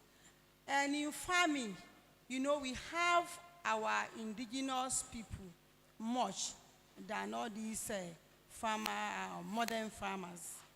Now, if you are talking of incorporating the artificial intelligence with agriculture, and we are talking of aligning the indigenous farmer with it, they are conversant with local way of improving or planting their products. But as a result of technology, this very implication of applying that with the addition of artificial intelligence is very, very important. So how do you think we can incorporate our local farmers with this? What do you think government can do to create awareness on this very path? And how do you think they can be able to cope and make their own effort of using it for their farming ways? Thank you. Thank you, ma'am. I will let two people to answer this. I can see Dr. Isikabo signifying. Please go ahead. Thank you very much. That's a very brilliant question. You see, we are talking about artificial intelligence. We are talking about the farmers who have been using indigenous knowledge system all over these years. There are two different categories. there are certain technologies that they have the capacity, the old farmers have the capacity to adopt. The ADPs can help us with communication in that area. But when we are talking about core artificial intelligence, that is where our students come in. We want them to be able to develop skills to use aquaponics. We want them to be able to use aeroponics. Aeroponics involve the use of air to plant. You don't need soil. You don't need so much water. Just a little amount of water. The machine will detect what is happening, will send water, and will spray water every 2 minutes. It will spray water to the machine. So their artificial intelligence, that's where our students should now sit up very well and say, we will take advantage of this. Inside a building like this, they can have their farm. They can produce crops year-round. And when we say there are challenges, there are challenges. Challenges are actually opportunities. If you say there's no NEPA, there's no this, there's no that, one person will go and get a generator, produce ice block or pure water that is cold and sell. But when the NEPA is now available, nobody will come and buy again. So every challenge is an opportunity for the youth to make money. Thank they you, should sir. look at the IT very well, and then they will be able to adapt. Thank you so much. A round of applause for Dr. Sabana. All right, so ladies and gentlemen, at this juncture, I think we have to close our panel for today. For you young people who are still undergraduates, I believe whatever we say, whatever we used to say to you before, you can hear it from the horse's mouth, not from me directly right now. So I want to thank you so much, Prof, for joining me on this session. I really appreciate that you, they have loads of questions, we know. We will send it to our organizers. You don't need to fear. Any question you have, you can send it to my email. I will make my email available. And our panelists, we have their contacts. We'll be making sure that they get all of this across to you. I just want you to know, whatever we tell you, see our professor, 100-acre, is doing it.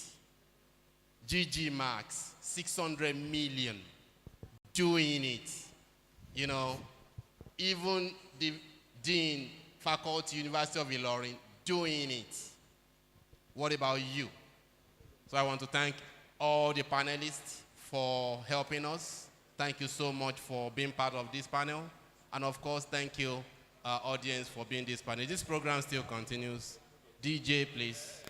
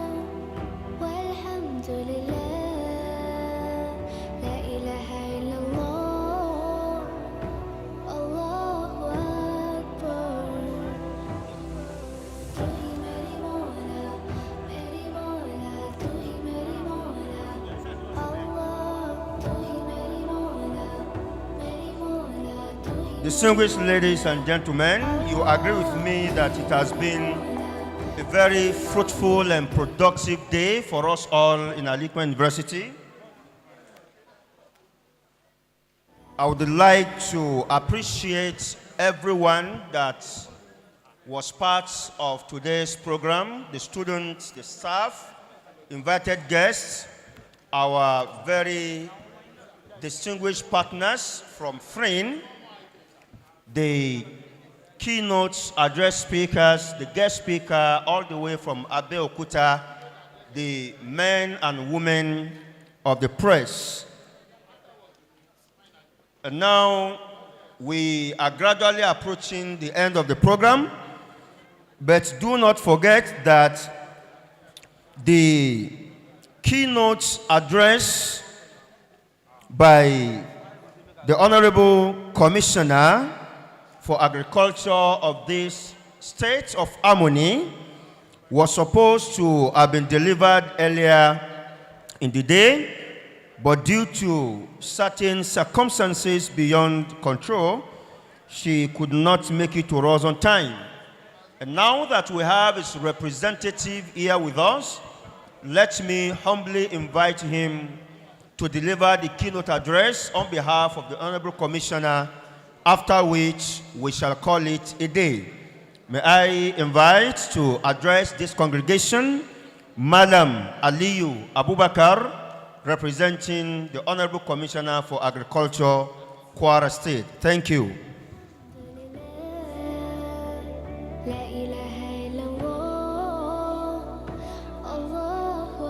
Good afternoon, everybody. The Vice Chancellor, Al-Hikmah University, the invited guests, the participants. Permit me to stand on the existing protocol.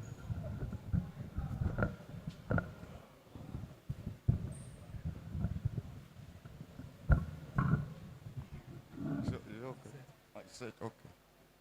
Permit me to stand on the existing protocol. I'm representing the Honorable Commissioner of Agriculture and Rural Development, Mrs. Olorun Toyosi Thomas, who was unavoidably absent due to other official engagements. She was so interested to be here because she has been planning it since yesterday. But along the line, something cropped up, which is so more important than this place, and she just have to go. But in order not to disappoint the organizers of this program, she said she must be represented, and that is why I'm here.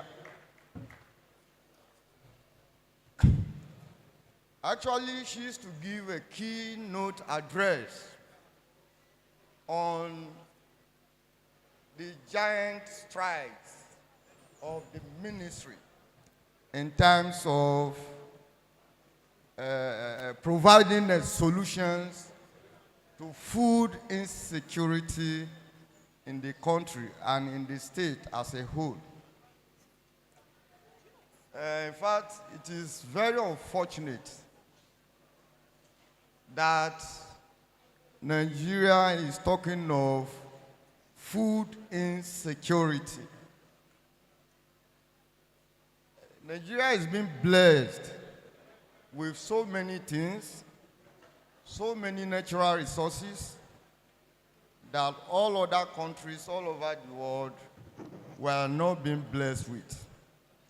In terms of land resources, water resources, everything about agriculture we are being blessed with in Nigeria.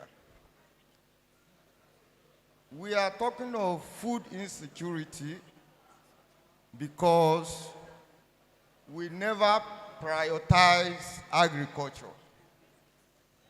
We leave agriculture in the hands of the peasant farmers, which actually is supposed not to be. When you look at the current situation, I think this is the high time government has to prioritize agriculture. The over-dependence on oil has been distracting our government from facing agriculture. And the result is what we are seeing now. Talking about technology, actually, just like in all other walks of life, technology in agriculture is to make farming attractive to our youth. Technology is to make farming activities easier and faster. But after all these innovations, definitely the equipment and the implements we may be, or machineries we may be talking about here has to be taken to our rural farmers. But taking them there is not free. A majority of our rural farmers are very poor. They cannot be able to afford these implements or equipment or machineries.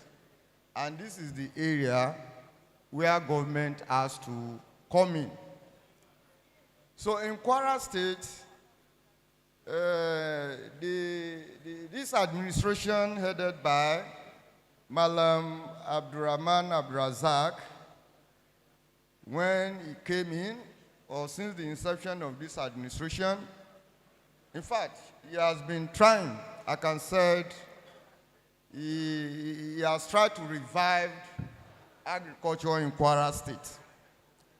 Because he inherited not a single workable tractor in the ministry. But today, we can boast of over 17 new tractors.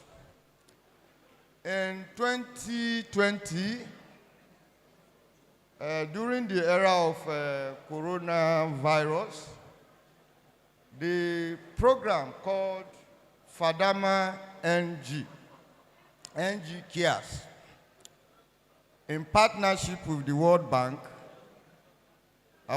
His Excellency paid the counterpart fund. And since then, the program is ongoing in Kwara State. The program is about providing inputs such as seeds, agrochemicals, as well as fertilizers to our peasant farmers. Not only that,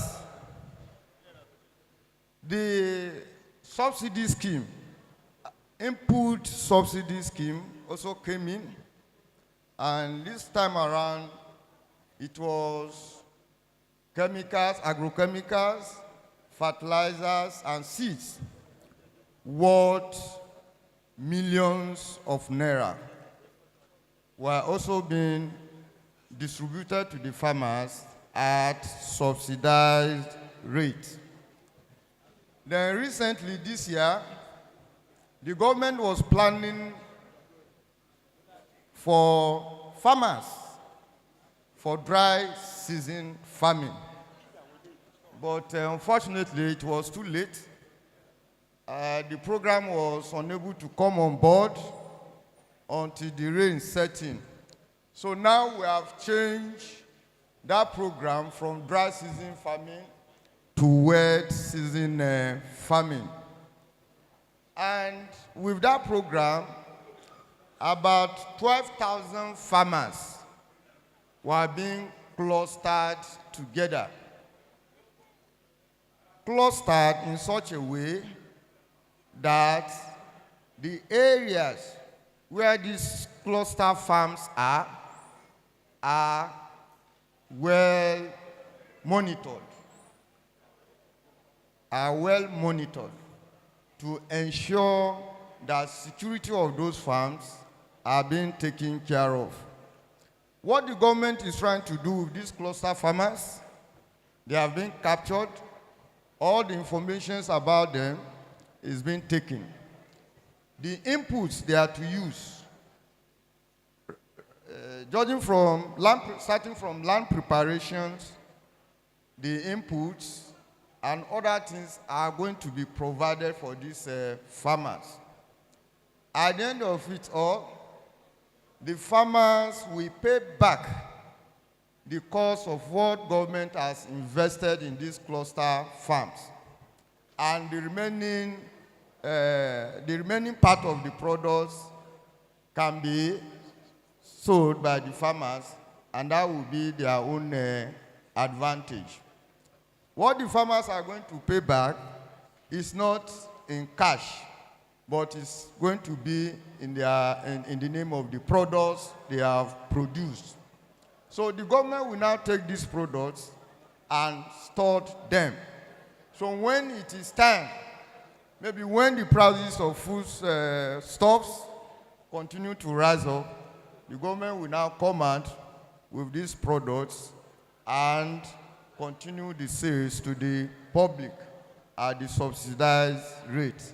At least that is to check the inflation rate of the food stuffs in the state. Then apart from that, this year again, government has made provision for tractor hiring. The farmers can come to the ministry, you fill a form, the Department of Engineering will get to your farm, measure your land area, and definitely hire a tractor, then take the tractor to your farm. After doing the work, you now pay the government. And actually, the payment per operation is also a very moderate one. Government is doing this to elevate the cost of land preparation by the farmers. The Kwara State government is not only doing that, we are also encouraging corporate farmers, group farmers, and even the youth, because we have a training ground for youth within the ministry. What you have to do, you can form a farmers group or form a cluster. Let's see your proposal. Let's see what you want to do in terms of livestock, in terms of crop, in terms of animals. Then we will see the area where the ministry can be of assistance to you. I thank the organizers of this program because this is a wonderful gathering. After putting all the resources together, both human and material resources, and see to the success of this program, I want to assure the Faculty of Agriculture of this university that the door of the ministry is always open, and you can knock on it anytime. You may need our assistance, or you may need our partnership, as well as other areas where we can be able to develop agriculture in this state and in Nigeria as a whole. Thank you. Thank you very much, sir. The representative of the Honorable Commissioner for Agriculture, we surely will take it up with your ministry so that we can work hand in hand to ensure adequate food production for our people. Our Salat time was deliberately moved from 1:30 to 2 to accommodate the panel session and this presentation. So we are just 5 minutes away from going for Salat. And on this note, the last program would be a combination of vote of thanks and the closing prayer. Wherever Mr. Ajalata Judin is, he should please come to the podium to deliver the vote of thanks and the closing prayer. Mr. Ajalata Judin, over to you, sir. We have 3 minutes to conclude this program so that we all can go for Salat. And please, before your closing remarks, let me quickly recognize the presence of the Dean, Faculty of Law, whose smooth court is our venue for today's summit, Dr. Mrs. Bayero Jima. Thank you for accommodating us and all other lecturers from that faculty here present.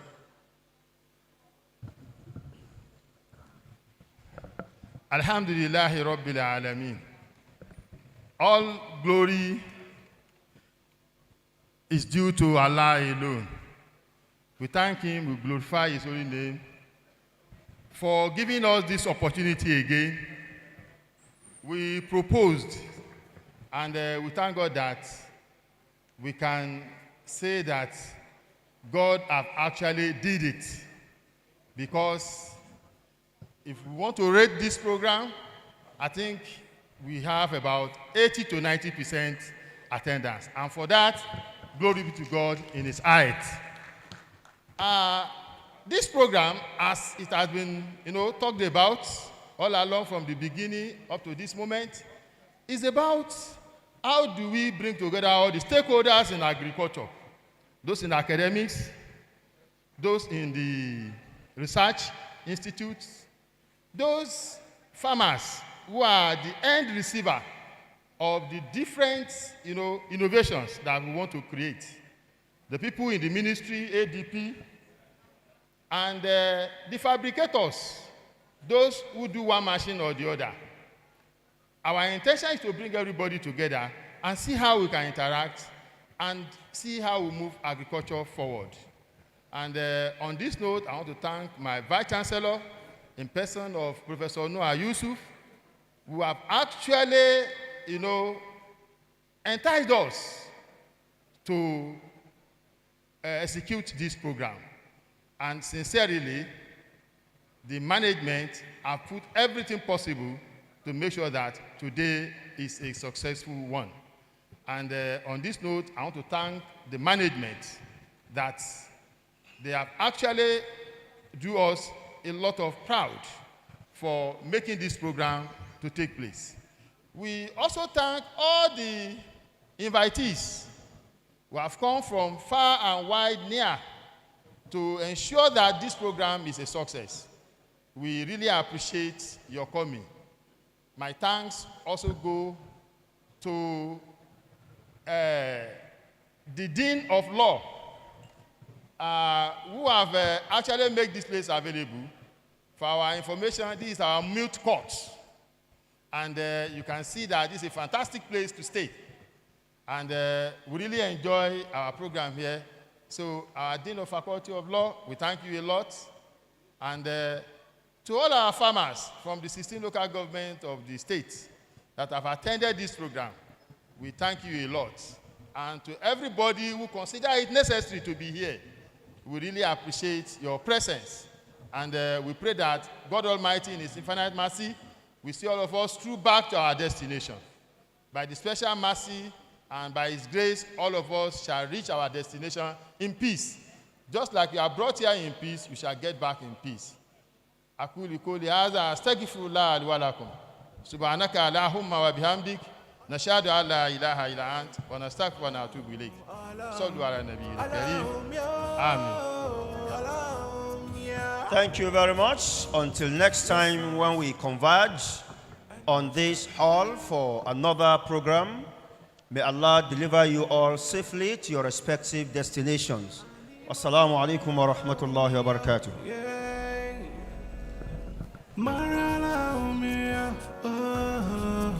Anima Moriana Mia, yeah. Allow you, allow you, allow you, allow me. Man go the hustle every day, so wahala. There is no dignity in glorifying Sakpa. That's why no mean say make you go do pass your part. Hustle for the little key, better pass fine barra. Allow me, my jack in Sharu Egbe. Lie me, my jack in Bow Shasher. Shadow me, ole my loba moja. Allow me, I know Remo fair. Allow me, bless my soul. Allow me, and my struggle. Allow me, allow me, on my table. Allow me, bless my soul. Allow me, and my struggle. Allow me.